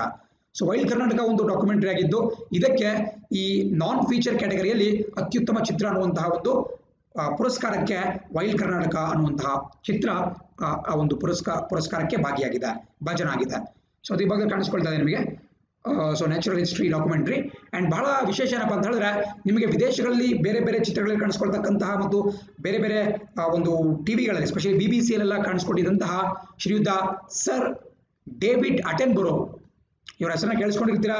ಬಹಳ ಒಂದು ಪ್ರಸಿದ್ಧವಾದಂತಹ ವಾಯ್ಸ್ ಇವ್ರದ್ದು. ಇವತ್ತಿಗೂ ಕೂಡ ಹಾಲಿವುಡ್ನಲ್ಲಿ ಸಾಕಷ್ಟು ಚಿತ್ರಗಳಿಗೆ ಹಿನ್ನೆಲೆ ಒಂದು ವಾಯ್ಸ್ ಅನ್ನ ಇವ್ರು ಕೊಡ್ತಾರೆ. ಅಂಡ್ ಒಂದು ಕಾಮೆಂಟ್ರಿ ಇರ್ಬೋದು ಅಥವಾ ಬೇರೆ ಬೇರೆ ಚಟುವಟಿಕೆಗಳು ತೊಡ್ಕೊಂಡಿರ್ತಾರೆ. ಸೊ ಸರ್ ಡೇವಿಡ್ ಅಟೆನ್ಬರೋ ಅವರು ಈ ವೈಲ್ಡ್ ಕರ್ನಾಟಕ ಚಲನಚಿತ್ರಕ್ಕೆ ಹಿನ್ನೆಲೆ ಒಂದು ಏನು ವಾಯ್ಸ್ ಬರುತ್ತೆ ಅದನ್ನ ಕೊಟ್ಟಿದ್ರು. ಅದನ್ನ ಇಂಗ್ಲಿಷಲ್ಲಿ ನರೇಷನ್ ಅಂತ ಕರಿತೀವಿ, ವಾಯ್ಸ್ ನರೇಷನ್. ಸೊ ಬಹಳ ಅದ್ಭುತವಾಗಿ ಮೂಡ್ ಬಂದಿತ್ತು. ಕರ್ನಾಟಕದ ಒಂದು ನ್ಯಾಚುರಲ್ ಹಿಸ್ಟ್ರಿ ಬಗ್ಗೆ ಅವರು ಅದ್ಭುತವಾದಂತಹ ಕಮೆಂಟ್ರಿಯನ್ನು ಕೊಟ್ಟಿದ್ರು. ಸೊ ಹಾಗಾಗಿ ಈ ನರೇಷನ್, ಅತ್ಯುತ್ತಮ ನರೇಷನ್ ಅನ್ನುವಂತಹ ಒಂದು ವಿಭಾಗಕ್ಕೆ ಕೂಡ ಸರ್ ಡೇವಿಡ್ ಅಟೆನ್ಬರೋ ಅವರಿಗೆ ಪ್ರಶಸ್ತಿ ಸಂದಿದೆ. ಸೊ ಕರ್ನಾಟಕಕ್ಕೆ 2 ಪ್ರಮುಖ ಪ್ರಶಸ್ತಿ ಅಂತ ಹೇಳ್ಬೋದು. ವೈಲ್ಡ್ ಕರ್ನಾಟಕ ಬೆಸ್ಟ್ ನಾನ್ ಫೀಚರ್ ಫಿಲ್ಮ್, ಅದೇ ರೀತಿ ಡೇವಿಡ್ ಅಟೆನ್ಬರೋ ಬೆಸ್ಟ್ ನರೇಷನ್ ಅಂತ ಕರಿಬಹುದು. ಅದೇ ರೀತಿ ಅಕ್ಷಿ ಅಂತಕ್ಕಂತಹ ಒಂದು ಚಿತ್ರ ಕೂಡ ನಿಮಗೆ ಕಾಣಿಸ್ಕೊಳ್ತಾ ಇದೆ. ಕನ್ನಡದಲ್ಲಿ ಅತ್ಯುತ್ತಮ ಚಿತ್ರ ಅಂತೇಳಿ ಎಲ್ಲ ಭಾಷೆಗೂ ಕೊಡ್ತಾ ಹೋಗ್ತಾರೆ. ಕನ್ನಡದಲ್ಲಿ ಅತ್ಯುತ್ತಮ ಚಿತ್ರ ಅಕ್ಷಿ ಅಂತೇಳಿ ನೀವು ನೋಡಬಹುದು. ಅದೇ ರೀತಿ ಮುಂದಿನ ಸುದ್ದಿ ನೋಡ್ತಾ ಇದ್ದೀರಾ. ಇದು ಕೂಡ very very important competitive point of view ಇಂದ ನಿಮಗೆ ಎಲ್ಲ ಎಕ್ಸಾಮ್ಗಳು ಕೂಡ ಕೇಳ್ತಾರೆ, ಇನ್ಕ್ಲೂಡಿಂಗ್ ಪೊಲೀಸ್ ಕಾನ್ಸ್ಟೇಬಲ್. ಸೊ ಇದ್ರ ಬಗ್ಗೆ ತಿಳ್ಕೊಳ್ತಾ ಹೋಗೋಣ. ಸೊ ಸುದ್ದಿ ಹೇಳುತ್ತೆ, Gandhi peace prize for Mujib and Sultan Qaboos. So ನಿನ್ನೆ ಅಷ್ಟೇ ನಮ್ಮ ಭಾರತ ದೇಶದಿಂದ ಕೊಡಮಾಡ್ತಕ್ಕಂತಹ ಅಂತಾರಾಷ್ಟ್ರೀಯ ಮಟ್ಟದ ಗಾಂಧಿ ಪೀಸ್ ಪ್ರೈಸ್ ಅಥವಾ ಗಾಂಧಿ ಶಾಂತಿ ಪುರಸ್ಕಾರವನ್ನ ನಿನ್ನೆ ಅನೌನ್ಸ್ ಮಾಡಲಾಯಿತು. ಆಕ್ಚುಲಿ 2019, 20 ಎರಡಕ್ಕೂ ಸೇರಿ ಇಬ್ಬರಿಗೆ ಈ ಒಂದು ಪ್ರಶಸ್ತಿಯನ್ನು ಕೊಡಲಾಗಿದೆ. ಹಂಗಂತ ಇಬ್ರು ಶೇರ್ ಮಾಡ್ಕೊಳ್ತೀರಿ ಅನ್ಕೋಬೇಡಿ, ಶೇರ್ ಅಲ್ಲ. 2019ಗೆ ಕಬೂಸ್, ಸುಲ್ತಾನ್ ಕಬೂಸ್, ಓಮನ್ ದೇಶ ಏನ್ ಬರುತ್ತೆ, ಓಮನ್ ದೇಶದ ಸುಲ್ತಾನ್ ಆಗಿದ್ರು. ಇತ್ತೀಚೆಗಷ್ಟೇ ಅವರು ಮೃತಪಟ್ಟರು, ಸ್ವಲ್ಪ ಕೆಲವು ತಿಂಗಳ ಹಿಂದೆ ವಯೋಸಹಜ ಕಾರಣಗಳಿಂದ. ಸೊ ಸುಲ್ತಾನ್ ಕಬೂಸ್ ಅವರಿಗೆ 2019ರ ಈ ಗಾಂಧಿ ಶಾಂತಿ ಪುರಸ್ಕಾರವನ್ನು ಕೊಟ್ಟಿದ್ದಾರೆ. ಅದೇ ರೀತಿ ಬಾಂಗ್ಲಾದೇಶದ ಪ್ರಸಿದ್ಧ ವ್ಯಕ್ತಿ ಮುಜಿಬುರ್ ರೆಹಮಾನ್ ಅವ್ರನ್ನ ಬಂಗಬಂಧು ಅಂತಾನೆ ಕರೆಯಲಾಗುತ್ತೆ. ಸೊ ನೋಟ್ ಮಾಡ್ಕೊಳ್ಳಿ, ಇವೆಲ್ಲ ಗೊತ್ತಿಲ್ಲ ಅಂದ್ರೆ ನೋಟ್ ಮಾಡ್ಕೋಬೇಕಾಗುತ್ತೆ. ಬಂಗಬಂಧು ಅಂದ್ರೆ ಏನು? ಬಂಗ ಅಂದ್ರೆ ಬಾಂಗ್ಲಾದೇಶಕ್ಕೆ ಬಂಗ ಅಂತ ಕರೀತಾರೆ, ಬಂಗಬಂಧು ಅಂದ್ರೆ ಫ್ರೆಂಡ್ ಅಂತ ಹೇಳಿ. ಸೊ ಬಾಂಗ್ಲಾದೇಶದ ಆ ಒಂದು ದೇಶದ ಪಿತಾಮಹ, ಯಾವ ರೀತಿ ನಮ್ಮ ಭಾರತದಲ್ಲಿ ರಾಷ್ಟ್ರಪಿತ ಅಂತ ಹೇಳಿ ನಾವು ಮಹಾತ್ಮ ಗಾಂಧೀಜಿ ಅವ್ರನ್ನ ಕರಿತೀವೋ, ಅದೇ ರೀತಿ ಬಾಂಗ್ಲಾದೇಶದ ಪಿತಾಮಹ ಅಥವಾ ಬಂಗಬಂಧು ಅಂತ ಹೇಳಿ ನಾವು ಶೇಖ್ ಮುಜಿಬುರ್ ರೆಹಮಾನ್ ಅವ್ರನ್ನ ಕರಿತೀವಿ. ಇವರ ಹೆಸರನ್ನ ದಯವಿಟ್ಟು ನೋಟ್ ಮಾಡ್ಕೋಬೇಕಾಗುತ್ತೆ, ಶೇಖ್ ಮುಜಿಬುರ್ ರೆಹಮಾನ್, ಬಂಗಬಂಧು ಅಥವಾ father of the nation of Bangladesh. And ಪ್ರಸಕ್ತವಾಗಿ ಏನು ನಿಮಗೆ ಬಾಂಗ್ಲಾದೇಶದ ಪ್ರಧಾನಮಂತ್ರಿ ಕಾಣಿಸ್ಕೊಳ್ತಾರೆ, prime minister of Bangladesh Sheikh Hasina. So ಈ ಶೇಖ್ ಹಸೀನಾ ಏನಿದ್ದಾರೆ ಅವರು ಶೇಖ್ ಮುಜಿಬುರ್ ರೆಹಮಾನ್ ಅವರ ಪುತ್ರಿಯಾಗಿದ್ದಾರೆ. ಸೊ ಹಾಗಾಗಿ ಅದು ಕೂಡ ಗೊತ್ತಿರಬೇಕಾಗುತ್ತೆ. ಬೇಸಿಕಲಿ ಶೇಖ್ ಮುಜಿಬುರ್ ರೆಹಮಾನ್ ಅವರು 1971ರಲ್ಲಿ ಏನು ಲಿಬರೇಷನ್ ವಾರ್ ನಡೆಯುತ್ತೆ, ಬಾಂಗ್ಲಾ ಲಿಬರೇಷನ್ ವಾರ್ ಅಥವಾ ಬಾಂಗ್ಲಾ ವಿಮೋಚನಾ ಯುದ್ಧ ನಡೆಯುತ್ತೆ ಭಾರತ ಮತ್ತು ಪಾಕಿಸ್ತಾನಗಳ ನಡುವೆ. ಆ ಸಂದರ್ಭದಲ್ಲಿ ಪ್ರಮುಖವಾದಂತಹ ಪಾತ್ರವನ್ನು ವಹಿಸಿರ್ತಾರೆ. ಮತ್ತು 1971ನಲ್ಲಿ ಬಾಂಗ್ಲಾದೇಶ ಹೊಸ ದೇಶವಾಗಿ ಉದಯವಾದ ಮೇಲೆ ಅಲ್ಲಿನ ಮೊಟ್ಟ ಮೊದಲ ರಾಷ್ಟ್ರಪತಿ ಅಥವಾ ಫಸ್ಟ್ ಪ್ರೆಸಿಡೆಂಟ್ ಆಫ್ ಬಾಂಗ್ಲಾದೇಶ್ ಆಗಿ ಕೂಡ ಅಧಿಕಾರವನ್ನು ಸ್ವೀಕರಿಸ್ತಾರೆ. ಅದಾದ ಬಳಿಕ ಬಾಂಗ್ಲಾದೇಶದ ಪ್ರಧಾನಮಂತ್ರಿ ಕೂಡ ಆಗಿರ್ತಾರೆ. 1975 ಅವರ ಹತ್ಯೆಯನ್ನು ಗೈಲಾಗುತ್ತೆ. He was assassinated in 1975. So Sheikh Mujibur Rahman ಬಹಳ ಪ್ರಮುಖ ಗೊತ್ತಿರಬೇಕಾಗುತ್ತೆ. ಭಾರತದೊಂದಿಗೆ ಒಬ್ಬ ಅತ್ಯಾಪ್ತ ಅಂತ ಕರಿಬಹುದು, ಒಬ್ಬ ಪರಮ ಮಿತ್ರ ಭಾರತಕ್ಕೆ. ಸೊ ಅದೇ ಒಂದು ಟ್ರೆಂಡ್ ಇವತ್ತಿಗೂ ಕಂಟಿನ್ಯೂ ಆಗ್ತಿದೆ. ಯಾಕೆ ಬಾಂಗ್ಲಾದೇಶ್ ಪಾಕಿಸ್ತಾನ ಮತ್ತು ಚೈನಾಗೆ ಹೋಲಿಸಿದ್ರೆ ಭಾರತಕ್ಕೆ ಹೆಚ್ಚಿನ ಸಪೋರ್ಟ್ ಮಾಡುತ್ತಪ್ಪ ಅಂತ ಹೇಳಿದ್ರೆ, ಪ್ರಸಕ್ತವಾಗಿ ಅಲ್ಲಿನ ಪ್ರೈಮ್ ಮಿನಿಸ್ಟರ್ ಆಗಿರತಕ್ಕಂತಹ ಶೇಖ್ ಮುಜಿಬುರ್ ರೆಹಮಾನ್ ಅವರ ಪುತ್ರಿ ಶೇಖ್ ಹಸೀನಾ ಕೂಡ ಭಾರತದ ಜೊತೆ ಒಂದು ಉತ್ತಮವಾದಂತಹ ಬಾಂಧವ್ಯವನ್ನು ಹೊಂದಿದ್ದಾರೆ. ಅಂಡ್ ಆ ಒಂದು ಬಾಂಧವ್ಯದ ಕಂಟಿನ್ಯೂಯೇಷನ್ ಆಗ್ಬಿಟ್ಟು ನಮ್ಮ ಕೇಂದ್ರ ಸರ್ಕಾರ ಮುಜಿಬುರ್ ರೆಹಮಾನ್ ಅವರಿಗೆ ಈ ಪ್ರಶಸ್ತಿಯನ್ನು ಕೊಡ್ತಾ ಇದೆ. Very important. ಯಾಕೆ 2020 ಪರ್ಟಿಕ್ಯುಲರ್ ಅವರು ಕೊಟ್ರಪ್ಪ ಅಂತ ಹೇಳಿದ್ರೆ, 2020 ಅವರು ಜನ್ಮ ಶತಮಾನೋತ್ಸವ ಸೆಂಟಿನರಿ ಸೆಲೆಬ್ರೇಷನ್ ಆಚರಣೆ ಮಾಡಲಾಯಿತು. ಬಿಕಾಸ್ ಮುಜಿಬುರ್ ರೆಹಮಾನ್ ಅವರು 1920ಯಲ್ಲಿ ಹುಟ್ಟಿದ್ದು, 1920ನೇ ಇಸ್ವಿಯಲ್ಲಿ 2020ಕ್ಕೆ ಅವರಿಗೆ 100ನೇ ಜನ್ಮ ದಿನೋತ್ಸವ ಬರುತ್ತೆ. ಸೊ ಹಾಗಾಗಿ ಅವರಿಗೆ ಒಂದು ಗೌರವ ಸೂಚಿಸುವ ಸಲುವಾಗಿ ಭಾರತೀಯ ಸರ್ಕಾರ ಈ ಗಾಂಧಿ ಪೀಸ್ ಪ್ರೈಸ್ ಅವರು ಕೊಟ್ಟಿದೆ. ಅದೇ 2019ಕ್ಕೆ ನಾನು ಆಗಲೇ ಹೇಳಿದ ಸುಲ್ತಾನ್ ಆಫ್ ಓಮನ್ ದೇಶದ, ಓಮನ್ ಅಂತ ಒಂದು ಕಂಟ್ರಿ ಏನ್ ಬರುತ್ತೆ, ಒಂದು ಗಲ್ಫ್ ಕಂಟ್ರಿ, ಆ ದೇಶದ ಸುಲ್ತಾನ್ ಅಥವಾ ಅದರ ಒಂದು ಮೊನಾರ್ಕ್ ಆಗಿದ್ದಂತಹ ಸುಲ್ತಾನ್ ಕಬೂಸ್ ಅವರಿಗೆ ಕೂಡ 2019ರ ಗಾಂಧಿ ಪೀಸ್ ಪ್ರೈಸ್ ಅನ್ನ ಕೊಡಲಾಗಿದೆ. ಅಂಡ್ ಅದಕ್ಕೆ ಸಂಬಂಧಪಟ್ಟ ಡೀಟೇಲ್ಸ್ ಮೇಲೆ ಕಾಣಿಸ್ಕೊಳ್ತಾ ಇದೆ. ಅಂಡ್ ಬೇಸಿಕಲಿ ಏನು ಮುಜಿಬುರ್ ರೆಹಮಾನ್ ಅಂತ ಹೇಳಿದ ಅವರು ಅವಾಮಿ ಲೀಗ್ನ ಸಂಸ್ಥಾಪಕರು. ನಿಮಗೆ ಇವತ್ತಿಗೂ ಕೂಡ ಬಾಂಗ್ಲಾದೇಶದಲ್ಲಿ ಪ್ರಸಿದ್ಧ ರಾಜಕೀಯ ಪಕ್ಷ ಕಾಣಿಸ್ಕೊಳ್ಳುತ್ತೆ, famous political party in Bangladesh ಯಾವುದಪ್ಪ ಅಂತ ಹೇಳಿದ್ರೆ ಅವಾಮಿ ಲೀಗ್ ಅಂತ ಹೇಳಿ.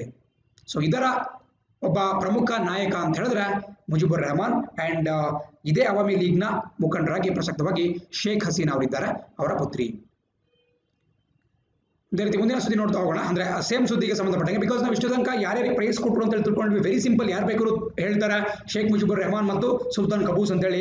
ಬಟ್ ಈ ಗಾಂಧಿ ಶಾಂತಿ ಪ್ರಶಸ್ತಿಯ ಸಿಗ್ನಿಫಿಕೆನ್ಸ್ ಏನು, ಯಾವಾಗ ಸ್ಥಾಪನೆ ಮಾಡಲಾಯಿತು, ಯಾರು ಈ ಪ್ರಶಸ್ತಿ ಕೊಡ್ತಾರೆ ಅನ್ನೋದು ಬಹಳ ಪ್ರಮುಖವಾಗಿರುತ್ತೆ. ನಾನು ಆಗ್ಲೇ ಹೇಳಿದೆ, ಇದು ಕೂಡ ಯಾವ ರೀತಿ ರಾಷ್ಟ್ರೀಯ ಚಲನಚಿತ್ರ ಪುರಸ್ಕಾರಗಳನ್ನ ಕೊಡ್ತಾರೆ, ನ್ಯಾಷನಲ್ ಫಿಲ್ಮ್ ಅವಾರ್ಡ್ಸ್, ಅದೇ ರೀತಿ ಇದು ಕೂಡ ಒಂದು ಸರ್ಕಾರಿ ಪ್ರಾಯೋಜಿತ ಪ್ರಶಸ್ತಿ. ಬಿಕಾಸ್ ಕೆಲವೊಂದು ಪ್ರಶಸ್ತಿಗಳನ್ನ ಖಾಸಗಿ ಸಂಸ್ಥೆಗಳು ಕೊಡ್ತಾರೆ. ಫಾರ್ ಎಕ್ಸಾಂಪಲ್ ಸರಸ್ವತಿ ಸಮ್ಮಾನ್ ಅದನ್ನ ಕೆ ಬಿರ್ಲಾ ಫೌಂಡೇಶನ್ ಕೊಡ್ತಾರೆ. ಸೊ ಹೀಗೆ ಬೇರೆ ಬೇರೆ ಪ್ರಶಸ್ತಿಯನ್ನ ಕೆಲವು ಸರ್ಕಾರಗಳು ಕೊಡ್ತವೆ, ಕೆಲವು NGOಗಳು, ರಾಜ್ಯ ಸರ್ಕಾರಗಳು ಕೊಡ್ತಾ ಹೋಗ್ತವೆ. ಬಟ್ ಗಾಂಧಿ ಶಾಂತಿ ಪುರಸ್ಕಾರವನ್ನ ನಮ್ಮ ಕೇಂದ್ರ ಸರ್ಕಾರ ಕೊಡುತ್ತೆ. ವಿಶೇಷವಾಗಿ ಕೇಂದ್ರ ಸರ್ಕಾರದಲ್ಲಿ ಇರ್ತಕ್ಕಂತಹ ಮಿನಿಸ್ಟ್ರಿ ಆಫ್ ಕಲ್ಚರ್, ನಾವೇನು ಸಂಸ್ಕೃತಿ ಸಚಿವಾಲಯ ಅಂತ ಕರಿತೀವಿ, ಇದು ರಾಜ್ಯಗಳು ಕೂಡ ಇರುತ್ತೆ. ಕರ್ನಾಟಕದಲ್ಲೂ ಕೂಡ ಕನ್ನಡ ಮತ್ತು ಸಂಸ್ಕೃತಿ ಇಲಾಖೆಯ ಕೇಂದ್ರದಲ್ಲಿ ಕಲ್ಚರ್ ಮಿನಿಸ್ಟ್ರಿ ಅಥವಾ ಸಂಸ್ಕೃತಿ ಸಚಿವಾಲಯ ಅಂತ ಕಂಡುಬರುತ್ತೆ. ಪ್ರಸಕ್ತವಾಗಿ ಪ್ರಹ್ಲಾದ್ ಪಟೇಲ್ ಅವರು ಈ ಸಂಸ್ಕೃತಿ ಸಚಿವಾಲಯದ ಮಿನಿಸ್ಟರ್ ಆಗಿದ್ದಾರೆ, minister of state for culture ಅಂತ ಹೇಳಿ ಕರಿಬಹುದು. ಸೊ ಆ ಒಂದು ಸಚಿವಾಲಯ ಕೊಡುತ್ತೆ. ಸೊ ಸರ್ಕಾರಿ ಪ್ರಾಯೋಜಿತ ಒಂದು ಪ್ರಶಸ್ತಿ. ಅಂಡ್ ಇದನ್ನ 1995ನೇ ಇಸ್ವಿಯಲ್ಲಿ ಇದನ್ನ ಎಸ್ಟಾಬ್ಲಿಷ್ ಮಾಡಲಾಗುತ್ತೆ. Established in the year 1995. ಯಾಕಪ್ಪ ಅಂತ ಹೇಳಿದ್ರೆ 1995 ಮಹಾತ್ಮ ಗಾಂಧೀಜಿಯವರ 125ನೇ ಜನ್ಮ ದಿನೋತ್ಸವವನ್ನು ನಾವು ಆಚರಣೆ ಮಾಡ್ತಾ ಇದ್ವಿ. 125th ಬರ್ತ್ ಆನಿವರ್ಸರಿಯನ್ನು ಆಚರಣೆ ಮಾಡ್ತಾ ಇದ್ವಿ. ಸೊ ಹಾಗಾಗಿ ಗಾಂಧೀಜಿಯವರಿಗೆ ಒಂದು ಗೌರವವನ್ನು ಸಲ್ಲಿಸುವಂತಹ ದೃಷ್ಟಿಯಿಂದ ಗಾಂಧಿ ಪೀಸ್ ಪ್ರೈಸ್ ಅನ್ನ ನಾವು ಎಸ್ಟಾಬ್ಲಿಷ್ ಮಾಡಿದ್ವಿ. ಪರೀಕ್ಷೆ ಕೇಳ್ತಾರೆ ಇದನ್ನ ಯಾವ ರಂಗದಲ್ಲಿ ಕೊಡ್ತಾರೆ, ಏನಕ್ಕೆ ಕೊಡ್ತಾರೆ ಅಂತ ಹೇಳಿ. ಇದು ನೀವು ನೋಬೆಲ್ ಇರಬಹುದು, ಆಸ್ಕರ್ ಇರಬಹುದು, ಈ ಬೇರೆ ಬೇರೆ ಅವಾರ್ಡ್ಗಳನ್ನ ಯಾವ ರಂಗದಲ್ಲಿ ಕೊಡಲಾಗುತ್ತೆ ಅಂತ ಕೇಳ್ತಾನೆ ಇರ್ತಾರೆ. ಸ್ಟೇಟ್ಮೆಂಟ್ಸ್ಗಳನ್ನ ಕೊಟ್ಬಿಡ್ತಾರೆ. ಸೊ ಸೂಕ್ಷ್ಮವಾಗಿ ಗಮನಿಸಬೇಕಾಗುತ್ತೆ. 3 ಕ್ಯಾಟಗರಿಯಲ್ಲಿ ಇದನ್ನು ಕೊಡ್ತಕ್ಕಂತಹದ್ದು. ಸೊ ಗಾಂಧಿ ಶಾಂತಿ ಪುರಸ್ಕಾರವನ್ನ social, economic and political transformation through non violence. ಇನ್ನೊಂದ್ಸರಿ ಹೇಳ್ತೀನಿ, ಕನ್ನಡದಲ್ಲಿ ಕೂಡ ಮೀನಿಂಗ್ ಹೇಳ್ತೀನಿ. Those involved in social, economic and political transformation through non violence. ಅಂದ್ರೆ ಸಾಮಾಜಿಕ, ಆರ್ಥಿಕ ಮತ್ತು ರಾಜಕೀಯ ಬದಲಾವಣೆಗಳನ್ನ ತರಲಿಕ್ಕೆ ಯಾರು ಕಾರಣೀಕರ್ತರಾಗಿರ್ತಾರೆ ಮತ್ತು ಯಾರು ಅಹಿಂಸಾತ್ಮಕ ಮಾರ್ಗದಿಂದ ಇವುಗಳನ್ನ ಅಚೀವ್ ಮಾಡಲಿಕ್ಕೆ ಟ್ರೈ ಮಾಡಿರ್ತಾರೆ ಅವರಿಗೆ ಈ ಪ್ರಶಸ್ತಿನ ಕೊಡಲಾಗುತ್ತೆ. Social, economic and political transformation ಆ ಒಂದು ಕೆಟಗರಿ ಮಾತ್ರ ಕೊಡಲಾಗುತ್ತೆ. ಹಾಗಾಗಿ ನೀವು ನೆನ್ಪಿಟ್ಕೋಬೇಕಾಗುತ್ತೆ. ಜೊತೆಗೆ ಈ ಗಾಂಧಿ ಶಾಂತಿ ಪುರಸ್ಕಾರದ ಜೊತೆ ಏನ್ ಸಿಗುತ್ತಪ್ಪ ಅಂತ ಹೇಳಿದ್ರೆ ಸುಮಾರು 1 ಕೋಟಿ ರೂಪಾಯಿ, ಬಹಳ ಒಂದು ಹೆಚ್ಚಿನ ಒಂದು ಪ್ರಶಸ್ತಿ ಮೌಲ್ಯವನ್ನು ಹೊಂದಿರತಕ್ಕಂತಹ ಒಂದು ಅವಾರ್ಡ್ ಇದು. 1 crore rupees ಇರುತ್ತೆ. ಜೊತೆ ಒಂದು ಪ್ಲೇಕ್ ಕೊಡ್ತಾರೆ. ಪ್ಲೇಕ್ ಅಂತ ಹೇಳಿದ್ರೆ ಒಂದು ಫಲಕ ಅಂತೇಳಿ, ಒಂದು ಕಂಚಿನ ಫಲಕವನ್ನು ಕೊಡಲಾಗುತ್ತೆ. ಅದರ ಜೊತೆಗೆ ಆನ್ ಎಕ್ಸ್ಕ್ಯೂಸಿಟ್ ಟ್ರೆಡಿಷನಲ್ ಹ್ಯಾಂಡಿಕ್ರಾಫ್ಟ್ ಅಂದ್ರೆ ಒಂದು ಅತ್ಯುತ್ತಮವಾಗಿರತಕ್ಕಂತಹ ಒಂದು ಸಾಂಪ್ರದಾಯಿಕ ಹ್ಯಾಂಡಿಕ್ರಾಫ್ಟ್ ಅನ್ನ, ಕರಕುಶಲ ವಸ್ತುವನ್ನ ಅಥವಾ ಹ್ಯಾಂಡ್ಲೂಮ್ ಐಟಮ್, ನಾವೇನು ಈ ಖಾದಿ ಅಂತೇಳಿ ಐಟಮ್ಸ್ ಗಳನ್ನ ಕರಿತೀವಿ, ಚರಕದಿಂದ ಮಾಡಿರತಕ್ಕಂತಹ ಒಂದು ವಸ್ತು ಇರಬಹುದು. ಸೊ ಒಂದು ಅತ್ಯುತ್ತಮವಾಗಿರತಕ್ಕಂತಹ ಭಾರತೀಯ ಸಂಸ್ಕೃತಿಯ ಪ್ರತೀಕವಾಗಿರತಕ್ಕಂತಹ ಒಂದು ವಸ್ತುವನ್ನು ಕೂಡ ಈ ಒಂದು ಅವಾರ್ಡ್ ಜೊತೆ ಕೊಡಲಾಗುತ್ತೆ. ಸೊ ಪ್ರಶಸ್ತಿ ಮೊತ್ತ ಎಷ್ಟಪ್ಪ ಅಂತ ಹೇಳಿದ್ರೆ 1 crore rupees. ಅಂಡ್ ಅಷ್ಟೇ ಅಲ್ಲ, ಇಲ್ಲಿ ಜೂರಿಯಲ್ಲಿ ಯಾರ್ಯಾರು ಇರ್ತಾರೆ ಅಂತ ಕೇಳ್ತಾರೆ. ಜೂರಿ ಅಂತ ನೀವು ನೋಡಿರ್ತೀರಾ. ಇವನ್ ನೀವು ಕೆಲವೊಂದು ರಿಯಾಲಿಟಿ ಶೋಗಳು ನೋಡ್ಬೇಕಾದ್ರೆ ಜೂರಿ ಅಂದ್ರೆ ಏನು, ಜಡ್ಜಸ್ಗಳ ಒಂದು ಗುಂಪನ್ನ ನಾವು ಜೂರಿ ಅಂತ ಕರಿತೀವಿ. ಅಂದ್ರೆ ಯಾರು ಸೇರ್ಕೊಂಡ್ಬಿಟ್ಟು ಈ ಪ್ರಶಸ್ತಿಗೆ ಆಯ್ಕೆ ಮಾಡ್ತಾರೆ, ಈ ವರ್ಷ ಯಾರಿಗೆ ಅವಾರ್ಡ್ ಕೊಡಬೇಕು ಅಂತ ಯಾರು ತೀರ್ಮಾನ ಮಾಡ್ತಾರಪ್ಪ ಅಂತ ಹೇಳಿದ್ರೆ ಒಂದು ಜೂರಿ ಪ್ಯಾನಲ್ ಬರುತ್ತೆ. ಅದ್ರಲ್ಲಿ ಯಾರ್ಯಾರು ಇರ್ತಾರೆ ಅಂತ ಹೇಳಿ ದಯವಿಟ್ಟು ನೋಟ್ ಮಾಡ್ಕೊಳ್ಳಿ, ಪರೀಕ್ಷೆಯಲ್ಲಿ ಕೇಳ್ತಾರೆ. ಮೊಟ್ಟ ಮೊದಲನೇದಾಗಿ ನಮ್ಮ ಪ್ರಧಾನಮಂತ್ರಿ, ಪ್ರೈಮ್ ಮಿನಿಸ್ಟರ್ ಅದರ ಅಧ್ಯಕ್ಷರಾಗಿರ್ತಾರೆ. ಯಾವ ಒಂದು ಪ್ಯಾನಲ್ ಈ ಅವಾರ್ಡ್ ಅನ್ನ ಆ ಒಂದು ವಿಜೇತರನ್ನ ಘೋಷಣೆ ಮಾಡುತ್ತೆ ಆ ಒಂದು ಸಮಿತಿಯ ಅಧ್ಯಕ್ಷರಾಗಿ ನಮ್ಮ ಪ್ರಧಾನಮಂತ್ರಿಗಳು ಇರ್ತಾರೆ. ಅದರ ಮೆಂಬರ್ಸ್ ಆಗ್ಬಿಟ್ಟು ನಿಮಗೆ ಸುಪ್ರೀಂ ಕೋರ್ಟ್ನ ಮುಖ್ಯ ನ್ಯಾಯಮೂರ್ತಿ, ಚೀಫ್ ಜಸ್ಟಿಸ್ ಆಫ್ ಇಂಡಿಯಾ ಇರ್ತಾರೆ. ಜೊತೆಗೆ ಲೋಕಸಭಾದ ವಿರೋಧ ಪಕ್ಷದ ನಾಯಕರು ಇರ್ತಾರೆ. ಪ್ರಸಕ್ತವಾಗಿ ವಿರೋಧ ಪಕ್ಷದ ನಾಯಕ ಸ್ಥಾನ ಖಾಲಿ ಇದೆ. ಬಿಕಾಸ್ ವಿರೋಧ ಪಕ್ಷದ ನಾಯಕ ಅಫಿಷಿಯಲ್ ಸಿಗಬೇಕು ಅಂದ್ರೆ ನೀವು ಕನಿಷ್ಠ ಪಕ್ಷ 10% ಸೀಟ್ಗಳನ್ನ ಗೆಲ್ಬೇಕಾಗುತ್ತೆ. ಔಟ್ ಆಫ್ 543 ಏನ್ ಸೀಟ್ ಬರುತ್ತೆ ಅದರಲ್ಲಿ 10% ಗೆಲ್ಬೇಕಾಗುತ್ತೆ, ಅಂದ್ರೆ 55 ಸೀಟ್ ಗೆಲ್ಬೇಕಾಗುತ್ತೆ. ಬಟ್ ಈಗ ಪ್ರಸಕ್ತವಾಗಿ ಕಾಂಗ್ರೆಸ್ ಪಕ್ಷ ಕೇವಲ 52 ಸೀಟನ್ನು ಹೊಂದಿದೆ, ಅದೇ ಲಾರ್ಜೆಸ್ಟ್ ಪಾರ್ಟಿ. ಸೊ ಕಾಂಗ್ರೆಸ್ ಪಕ್ಷಕ್ಕೆ ಈಗ ಅಧಿಕೃತ ವಿರೋಧ ಪಕ್ಷ ಅಂತೇಳಿ, ಪ್ರತಿಪಕ್ಷ ಅಂತೇಳಿ ನಾವು ಸ್ಥಾನವನ್ನ ಕೊಡಲಾಗಿಲ್ಲ. ಬಟ್ ಆದ್ರೂ ಕೂಡ ಇಲ್ಲಿ ಅತ್ಯಂತ ದೊಡ್ಡ ವಿರೋಧ ಪಕ್ಷದ ನಾಯಕರನ್ನ ಇನ್ವೈಟ್ ಮಾಡಲಾಗಿರುತ್ತೆ. So leader of the largest opposition party, ಪ್ರಸಕ್ತವಾಗಿ ಕಾಂಗ್ರೆಸ್ ಪಕ್ಷದ ನಾಯಕ ಯಾರು ಲೋಕಸಭೆಯಲ್ಲಿ, ಶ್ರೀಯುತ ಅಧೀರ್ ರಂಜನ್ ಚೌಧರಿ.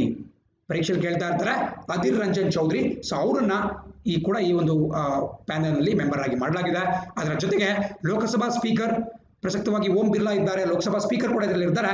ಅಂಡ್ ಅದೆಲ್ಲವನ್ನ ಬಿಟ್ಬಿಟ್ಟು ಲಾಸ್ಟ್ ಅಲ್ಲಿ ಒಂದು ಕ್ಯಾಟಗರಿ ಬರುತ್ತೆ, 1 other eminent person. ಸೊ ನೀವೇನು ನೋಡಿದ್ರಿ, ಈಗ ಪ್ರೈಮ್ ಮಿನಿಸ್ಟರ್, CJI, ವಿರೋಧ ಪಕ್ಷದ ನಾಯಕರು, ಅದೇ ರೀತಿ ಲೋಕಸಭಾದ ಸ್ಪೀಕರ್, ಜೊತೆಗೆ ಒಟ್ಟು 5 ಜನ ಇರ್ತಾರೆ. 4 ಜನ ಇದ್ದು ಇನ್ನೊಬ್ರು ಯಾರಪ್ಪ ಅಂತ ಹೇಳಿದ್ರೆ 1 other eminent person, ಯಾರೋ ಒಬ್ಬ ಗಣ್ಯ ವ್ಯಕ್ತಿಯನ್ನ ಕೂಡ ಇಲ್ಲಿ ಇನ್ಕ್ಲೂಡ್ ಮಾಡ್ಕೋಬಹುದು. ಅಂದ್ರೆ ಈ ವಿಚಾರದ ಮೇಲೆ ಎಕ್ಸ್ಪರ್ಟೈಸ್ ಹೊಂದಿರತಕ್ಕಂಥ ಒಬ್ಬ ಗಣ್ಯ ವ್ಯಕ್ತಿ. ಬಟ್ ಈ ಬಾರಿ ಯಾರನ್ನ ಈ ಒಂದು ಪ್ಯಾನಲ್ ನಲ್ಲಿ ಇನ್ಕ್ಲೂಡ್ ಮಾಡ್ಕೊಂಡು ಆಗಿತ್ತಪ್ಪ ಅಂತ ಹೇಳಿದ್ರೆ ಬಿಂದೇಶ್ವರ್ ಪಾಠಕ್. ನೋಡಿ, ಬಿಂದೇಶ್ವರ್ ಪಾಠಕ್ ಅವ್ರ ಮೇಲೆ ನಾವು ಸಪರೇಟ್ ಕ್ವಶನ್ ಕೂಡ ನಿಮ್ಗೆ ಉಂಟಾಗಬಹುದು. ಯಾಕಪ್ಪ ಅಂತ ಹೇಳಿದ್ರೆ ಬಿಂದೇಶ್ವರ್ ಪಾಠಕ್ ಅನ್ನೋರು ನಮ್ಮ ದೇಶದಲ್ಲಿ ಸುಲಭ್ ಇಂಟರ್ನ್ಯಾಷನಲ್ ಅನ್ನುವಂತಹ ಒಂದು ಲಾಭರಹಿತ ಸಂಸ್ಥೆಯನ್ನು ಸ್ಥಾಪನೆ ಮಾಡಿದ್ದಾರೆ. ಪ್ಲೀಸ್ ನೋಟ್ ಡೌನ್ ಮಾಡ್ಕೊಳ್ಳಿ, ಸುಲಭ್ ಇಂಟರ್ನ್ಯಾಷನಲ್, ಸುಲಭ್ ಅಂತಾರಾಷ್ಟ್ರೀಯ ಅನ್ನುವಂತಹ ಒಂದು ಲಾಭರಹಿತ ಸಂಸ್ಥೆಯನ್ನು ನಮ್ಮ ದೇಶದಲ್ಲಿ ಹುಟ್ಟುಹಾಕಿದ್ದಾರೆ. ಇದು ಯಾಕಪ್ಪ ಬಹಳ ಫೇಮಸ್ ಅಂತ ಹೇಳಿದ್ರೆ ಇದು ಸೋಷಿಯಲ್ ಸರ್ವಿಸ್ ಆರ್ಗನೈಸೇಷನ್, ಸಾಮಾಜಿಕ ಸೇವಾ ಸಂಸ್ಥೆ. ಇದು ಈ ಮರ ಹಾಕುಗಳಿರಬಹುದು, ಪರಿಸರಕ್ಕೆ ಸಂಬಂಧಪಟ್ಟಂತಿರಬಹುದು, ಸ್ಯಾನಿಟೇಷನ್ ಅಥವಾ ನೈರ್ಮಲ್ಯಕ್ಕೆ ಸಂಬಂಧಪಟ್ಟಂತೆ ಇರಬಹುದು, ಜೊತೆಗೆ ಸಾಮಾಜಿಕ ಬದಲಾವಣೆಗಳು, ಸೋಷಿಯಲ್ ರಿಫಾರ್ಮ್ಸ್ ಇರಬಹುದು. ಈ ಒಂದು ವಿಚಾರದಲ್ಲಿ ಸಾಕಷ್ಟು ಕೆಲಸವನ್ನು ಮಾಡುತ್ತೆ. ಒಂದು ಲಾಭರಹಿತ ಸಂಸ್ಥೆ, NGO ತರ ನೀವು ತಿಳ್ಕೋಬಹುದು. ಅಷ್ಟೇ ಅಲ್ಲ, ಇಡೀ ಭಾರತ ದೇಶದಲ್ಲಿ ಅತ್ಯಂತ ದೊಡ್ಡ ಲಾಭರಹಿತ ಸಂಸ್ಥೆ, the largest non profit organisation in India ಯಾವ್ದಪ್ಪ ಅಂತ ಹೇಳಿದ್ರೆ ಬಿಂದೇಶ್ವರ್ ಪಾಠಕ್ ರವರ ಸುಲಭ್ ಇಂಟರ್ನ್ಯಾಷನಲ್ ಅಂತ ಹೇಳಿ. ಇವರು ಸಾಕಷ್ಟು ಟೆಕ್ನಾಲಜಿಗಳನ್ನು ಕೂಡ ಡೆವಲಪ್ ಮಾಡಿದ್ದಾರೆ. ಎಸ್ಪೆಷಲಿ ಶೌಚಾಲಯಕ್ಕೆ ಸಂಬಂಧಪಟ್ಟಂಗೆ, ನೈರ್ಮಲ್ಯಕ್ಕೆ ಸಂಬಂಧಪಟ್ಟಂಗೆ ಟೆಕ್ನಾಲಜಿನ ಡೆವಲಪ್ ಮಾಡಿದ್ದಾರೆ. ಹಳ್ಳಿಗಳಲ್ಲಿ, ಗ್ರಾಮೀಣ ಪ್ರದೇಶಗಳಲ್ಲಿ ಒಂದು ಅವೇರ್ನೆಸ್ ಅನ್ನು ಕೂಡ ಕ್ರಿಯೇಟ್ ಮಾಡ್ತಿದ್ದಾರೆ. ಟಾಯ್ಲೆಟ್ಸ್ ಅನ್ನ ಬಿಲ್ಡ್ ಮಾಡ್ತಾರೆ. ಸೊ ಒಂದು ಪ್ರಸಿದ್ಧವಾಗಿರ್ತಕ್ಕಂತಹ ಸಂಸ್ಥೆ. ಸೊ ಬಿಂದೇಶ್ವರ್ ಪಾಠಕ್ ನಿಮಗೆ ಪ್ರಮುಖವಾಗಿ ಗೊತ್ತಿರಬೇಕಾಗುತ್ತೆ. ಅವರು ಕೂಡ ಈ ಬಾರಿ ಈ ಒಂದು ಸಂಸ್ಥೆ, ಈ ಒಂದು ಸಮಿತಿಯಲ್ಲಿ ಸದಸ್ಯರಾಗಿದ್ರು. ಪರೀಕ್ಷೆಯಲ್ಲಿ ಕೇಳಬಹುದು, ದಯವಿಟ್ಟು ನೋಟ್ ಡೌನ್ ಮಾಡ್ಕೊಳ್ಳಿ. ಸೊ ಇಷ್ಟು ನಮ್ಮ ಒಂದು ಗಾಂಧಿ ಪೀಸ್ ಪ್ರೈಸ್ ಸಂಬಂಧಪಟ್ಟಿರುತ್ತೆ. ಅಂಡ್ ಈಗ ಮುಂದಿನ ಸುದ್ದಿ ನೋಡ್ತಾ ಹೋಗೋಣ. ಇದು ಕೂಡ very very important. UP MP sign deal on Ken Betwa link work. ಇಲ್ಲಿ ಉತ್ತರ ಪ್ರದೇಶ ಮತ್ತು ಮಧ್ಯಪ್ರದೇಶ ರಾಜ್ಯಗಳು ಒಂದು ಒಪ್ಪಂದಕ್ಕೆ ಸಹಿ ಹಾಕಿದ್ದಾವೆ. ಈ ಒಪ್ಪಂದಕ್ಕೆ ಸಂಬಂಧಪಟ್ಟಂತೆ ನಾವು ಡಿಸ್ಕಸ್ ಮಾಡೋಣ. ಖಂಡಿತ ಪರೀಕ್ಷೆ ಕೇಳ್ತಾರೆ. ಬಹಳ ಪ್ರಮುಖವಾಗಿರ್ತಕ್ಕಂಥ ಒಂದು ಯೋಜನೆ ಇದು. ಹೆಸರು ಹೇಳ್ತಾ ಇದೆ, UP ಮತ್ತು ಮಧ್ಯಪ್ರದೇಶ ಏನ್ ಮಾಡಿದಾರಪ್ಪ ಅಂತ ಹೇಳಿದ್ರೆ ಕೆನ್ ಬೆಟ್ವಾ ಲಿಂಕ್ ವರ್ಕ್ಗೆ ಸಂಬಂಧಪಟ್ಟಂಗೆ. ಅದಕ್ಕೆ ನೀವೆಲ್ಲ ಜಿಯೋಗ್ರಫಿ ಓದಿರ್ತೀರಾ, ನಿಮಗೆಲ್ಲ ಗೊತ್ತು. ಇಲ್ಲಿ ಕೆನ್ ಅಂತಕ್ಕಂತಹದ್ದು ಒಂದು ನದಿ, ಅದೇ ರೀತಿ ಬೆಟ್ವಾ ಅಂತಕ್ಕಂತಹದ್ದು ಕೂಡ ಒಂದು ನದಿ. ಎರಡು ಕೂಡ ಬಹಳ ಚಿಕ್ಕ ನದಿಗಳು. ಮಧ್ಯಪ್ರದೇಶದಲ್ಲಿ ಹುಟ್ಬಿಟ್ಟು ಉತ್ತರ ಪ್ರದೇಶದಲ್ಲಿ ಸಾಗ್ಬಿಟ್ಟು ಯಮುನಾ ನದಿಗೆ ಸೇರ್ತವೆ. ಸೊ ಹಾಗಾಗಿ ಕೆನ್ ಮತ್ತೆ ಬೆಟ್ವಾ ಅನ್ನುವಂಥ ಎರಡು ನದಿಗಳನ್ನ ನಾವು ಟ್ರಿಬ್ಯೂಟರೀಸ್ ಆಫ್ ಯಮುನಾ ಅಂತ ಕರಿತೀವಿ, ಅಥವಾ ಯಮುನಾ ನದಿಯ ಉಪನದಿಗಳು. ಸೊ ಏನಪ್ಪ ಇವತ್ತು ಡೀಲ್ ಅಂತ ಹೇಳಿದ್ರೆ ನಾವು ನೆಕ್ಸ್ಟ್ ಸ್ಲೈಡ್ ನೋಡ್ತಾ ಹೋಗೋಣ. ಬಹಳ ಪ್ರಮುಖವಾಗಿರುತ್ತೆ, ಪರೀಕ್ಷೆ ಖಂಡಿತ ಕೇಳಬಹುದು. ಸೊ ಈ ಭಾಗದಲ್ಲಿ ಕಾಣಿಸ್ಕೊಳ್ತಾ ಇದೆ, ನಿಮಗೆಲ್ಲ ಒಂದು ವಿಚಾರ ಗೊತ್ತಿರಬೇಕು. ಮಧ್ಯಪ್ರದೇಶ್ ಮತ್ತು ಉತ್ತರ ಪ್ರದೇಶ ರಾಜ್ಯಗಳ ಮಧ್ಯೆ ಬುಂದೇಲ್ಖಂಡ್ ಅನ್ನುವಂತಹ ಒಂದು ವಲಯ ಬರುತ್ತೆ, ರೀಜನ್. ನೋಟ್ ಡೌನ್ ಮಾಡ್ಕೊಳ್ಳಿ, ಬುಂದೇಲ್ಖಂಡ್ ರೀಜನ್. ಅದಕ್ಕೆ ಸಂಬಂಧಪಟ್ಟಂತೆ ಒಂದು ಮ್ಯಾಪ್ ಅನ್ನು ಕೂಡ ನಿಮಗೆ ತೋರಿಸ್ತೀನಿ. ಈ ಭಾಗದಲ್ಲಿ ಕಾಣಿಸ್ಕೊಳ್ತಾ ನೋಡಿ, ಇಲ್ಲಿ ನಿಮಗೇನು ಉತ್ತರ ಪ್ರದೇಶ ಮತ್ತು ಮಧ್ಯಪ್ರದೇಶ ರಾಜ್ಯಗಳ ಮಧ್ಯೆ ಈ ಒಂದು ಆರೆಂಜ್ ಕಲರ್ ಮಾರ್ಕ್ ಮಾಡಿದ್ದಾರೆ. ಮಾರ್ಕ್ ಮಾಡಿ ತೋರಿಸ್ತಾ ಇದ್ದೀನಿ. ಮೇಲ್ಗಡೆ ನಿಮಗೆ ಯುಪಿ ಬರುತ್ತೆ, ಕೆಳಭಾಗದಲ್ಲಿ ಮಧ್ಯಪ್ರದೇಶ ಬರುತ್ತೆ. ಬಟ್ ಈ ಆರೆಂಜ್ ಕಲರ್ ಮಾರ್ಕ್ ಮಾಡಿರ್ತಕ್ಕಂಥ ಒಂದು ವಲಯ ಏನಿದೆ ಅದನ್ನು ನಾವು ಬುಂದೇಲ್ಖಂಡ್ ರೀಜನ್ ಅಂತ ಕರಿತೀವಿ. ಬುಂದೇಲ್ಖಂಡ್ ವಲಯ ಇದು ಬೇಸಿಕಲಿ ಒಂದು ಜಿಯೋಗ್ರಫಿಕಲ್ ಅಂಡ್ ಕಲ್ಚರಲ್ ರೀಜನ್ ಅಂತ ಕರಿಬಹುದು. ಅಂದ್ರೆ ಈ ಇಡೀ ಬುಂದೇಲ್ಖಂಡ್ನಲ್ಲಿ ಒಂದೇ ರೀತಿಯಾದಂತಹ ಜಿಯೋಗ್ರಫಿ ಕಂಡು ಬರುತ್ತೆ, ಅದೇ ರೀತಿ ಒಂದೇ ರೀತಿಯಾದಂತಹ ಸಂಸ್ಕೃತಿ ಕಂಡು ಬರುತ್ತೆ. ಸೊ ಹಾಗಾಗಿ ಅದನ್ನು ಸಪರೇಟ್ ರೀಜನ್ ಅಂತ ಕರಿತೀವಿ. ಎರಡು ರಾಜ್ಯಗಳ ಮಧ್ಯೆ ಹಂಚುವಾಗಿರುತ್ತೆ. ಬಹಳ ಸಿಂಪಲ್ ಆಗಿ ಕೆಲವೊಂದು ಪ್ರಶ್ನೆಗಳನ್ನು ಕೇಳ್ಬೋದು.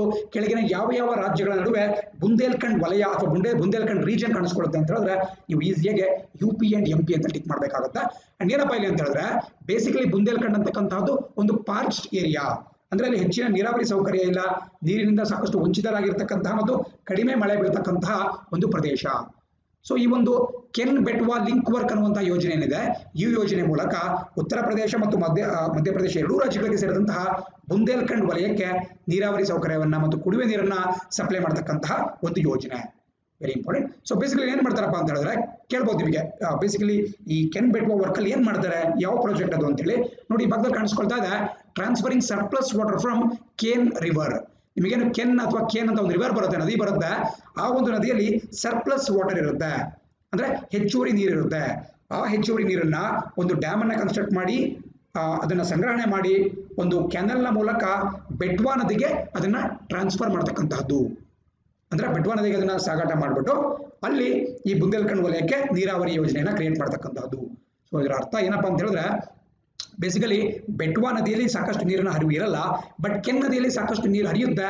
ಬಟ್ ಕೊನೆಗೆ ಏನಾಗುತ್ತೆ, ಅದು ಮಳೆಗಾಲದಲ್ಲಿ ಸಿಕ್ಕಾಪಟ್ಟೆ ನೀರು ಬಂದ್ರೆ ಅದು ತಗೊಂಡೋಗಿ ಯಮುನಾಕ್ಕೆ ಜಾಯಿನ್ ಮಾಡಿಸುತ್ತೆ. ಯಮುನಾ ಇನ್ನೇನು ಹೋಗ್ಬಿಟ್ಟು ಸಮುದ್ರಕ್ಕೆ ಸೇರುತ್ತೆ, ಬೇ ಆಫ್ ಬೆಂಗಾಲ್ಗೆ. ಸೊ ಹಾಗಾಗಿ ಅಂದ್ರೆ ಗಂಗಾ ಯಮುನಾ ಸಂಗಮ ಆಗ್ಬಿಟ್ಟು ನೆಕ್ಸ್ಟ್ ನದಿಗೆ ಹೋಗುತ್ತೆ. ಸೊ ಆ ನೀರು ವೇಸ್ಟ್ ಆಗ್ತದೆ. ಸೊ ಅದಕ್ಕಿಂತ ನಾವೇನ್ ಮಾಡೋಣ, ಮಳೆಗಾಲದಲ್ಲಿ ಹೆಚ್ಚುವರಿ ನೀರು ಸಮುದ್ರಕ್ಕೆ ಪೋಲಾಗೋ ಬದಲು ನಾವು ಈ ಕೆನ್ ನದಿಗೆ ಇಲ್ಲಿ ಕಾಣಿಸ್ತಾ ಇದೆ ನಿಮಗೆ ಡೌಡನ್ ಅಂತ ಹೇಳಿ, ಡೌಡನ್ ಅಂತ ಒಂದು ಪ್ರದೇಶ ಬರುತ್ತೆ. ದೌಡನ್ ಅಥವಾ ಡೌಡನ್ ನೀವು ಕರಿಬಹುದು, ಸ್ಪೆಲ್ಲಿಂಗ್ ಬರ್ಕೊಳ್ಳಿ, DHAUDHAN, ದೌಡನ್ ಡ್ಯಾಮ್ ಅಂತ ಹೇಳಿ. ಅಂದ್ರೆ ಈ ಕೇನ್ ನದಿಗೆ ಅಡ್ಲಾಗ್ಬಿಟ್ಟು ಒಂದು ದೌಡನ್ ಅನ್ನುವಂತಹ ಡ್ಯಾಮ್ ಅನ್ನ ಕನ್ಸ್ಟ್ರಕ್ಟ್ ಮಾಡಲಾಗುತ್ತೆ. ಸುಮಾರು 77 ಮೀಟರ್ ಎತ್ತರ ಇರುತ್ತೆ, ಪ್ಲಸ್ 2 ಕಿಲೋಮೀಟರ್ ಅಗಲ ಇರುತ್ತೆ. ಸೊ ಡ್ಯಾಮ್ ಅನ್ನು ಕನ್ಸ್ಟ್ರಕ್ಟ್ ಮಾಡಿದ್ರೆ ಏನಾಗುತ್ತೆ, ಮಳೆಗಾಲದಲ್ಲಿ ಬಂದಂತಹ ಹೆಚ್ಚುವರಿ ನೀರನ್ನು ಅಲ್ಲಿ ಸಂಗ್ರಹಣೆ ಮಾಡ್ಕೋಬಹುದು. ಸಂಗ್ರಹಣೆ ಮಾಡಿದಂತಹ ನೀರನ್ನ ನಾವು ಬೇರೆ ಯಾವುದೋ ಒಂದು ಮೆಥಡ್ ಅನ್ನ ಬಳಕೆ ಮಾಡ್ಬಿಟ್ಟು, ಪಂಪ್ಗಳನ್ನ ಮೋಟರ್ಗಳನ್ನ ಬಳಕೆ ಮಾಡ್ಬಿಟ್ಟು ಒಂದು 230 ಕಿಲೋಮೀಟರ್ ಈ ಕೆನ್ ನದಿಯ ಏನು ಡೌಡನ್ ಡ್ಯಾಮ್ ಇದೆ ಅಲ್ಲಿಂದ ನಿಮಗೆ ಬೆಟ್ವಾ ನದಿಗೆ ಹೋಗ್ಬೇಕು ಅಂತ ಹೇಳಿದ್ರೆ 230 ಕಿಲೋಮೀಟರ್ ದೂರ ಆಗುತ್ತೆ. ಸೊ ಅಲ್ಲಿ ಒಂದು ಕೆನಲ್ ಅನ್ನ ಮಾಡೋದು, ನಾವೇನು ಚಾನಲ್ ಅಂತ ಕರಿತೀವಿ, ಒಂದು ಕಾಲುವೆಯನ್ನ ನಿರ್ಮಾಣ ಮಾಡ್ತಕ್ಕಂತಹದ್ದು. ಆ ಕಾಲುವೆ ಮೂಲಕ ಇಲ್ಲಿ ಸಂಗ್ರಹಣೆ ಆದಂತಹ ಹೆಚ್ಚುವರಿ ನೀರನ್ನ ನಾವು ಬೆಟ್ವಾ ನದಿಗೆ ಟ್ರಾನ್ಸ್ಫರ್ ಮಾಡ್ತಕ್ಕಂತಹದ್ದು.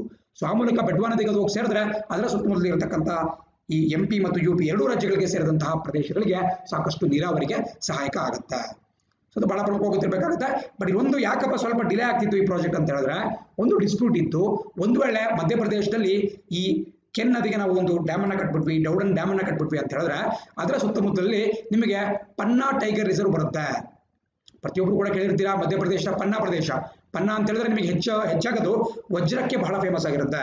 ಭಾರತದಲ್ಲಿ ವಜ್ರ ಸಿಗ್ತಕ್ಕಂತಹ ಪ್ರದೇಶ ಪನ್ನಾ ಪ್ರದೇಶ. ಸೊ ಅಲ್ಲೇ ನಿಮಗೆ ಪನ್ನಾ ಟೈಗರ್ ರಿಸರ್ವ್ ಕಾಣಿಸ್ಕೊಳ್ಳುತ್ತೆ, ಪನ್ನಾ ಹುಲಿ ಸಂರಕ್ಷಿತ ಅರಣ್ಯ ಅಂತ ಕಾಣಿಸ್ಕೊಳ್ಳುತ್ತೆ. ಅದು ಅರ್ಧಕ್ಕರ್ಧ ಮುಳುಗಡೆ ಆಗ್ತಿತ್ತು. ಸೊ ಇದಕ್ಕೆ ಸ್ವಲ್ಪ ಪರಿಸರವಾದಿಗಳು ವಿರೋಧ ವ್ಯಕ್ತಪಡಿಸಿದ್ರು. ಸೊ ಹಾಗಾಗಿ ಇದು ಸ್ವಲ್ಪ ಮಟ್ಟಿಗೆ ಸ್ಟಾಲ್ ಆಗಿತ್ತು. ಬಟ್ ಈಗ ಎರಡೂ ರಾಜ್ಯಗಳ ಮುಖ್ಯಮಂತ್ರಿಗಳು ಈ ಒಪ್ಪಂದಕ್ಕೆ ಸಹಿ ಹಾಕಿದ್ದಾರೆ.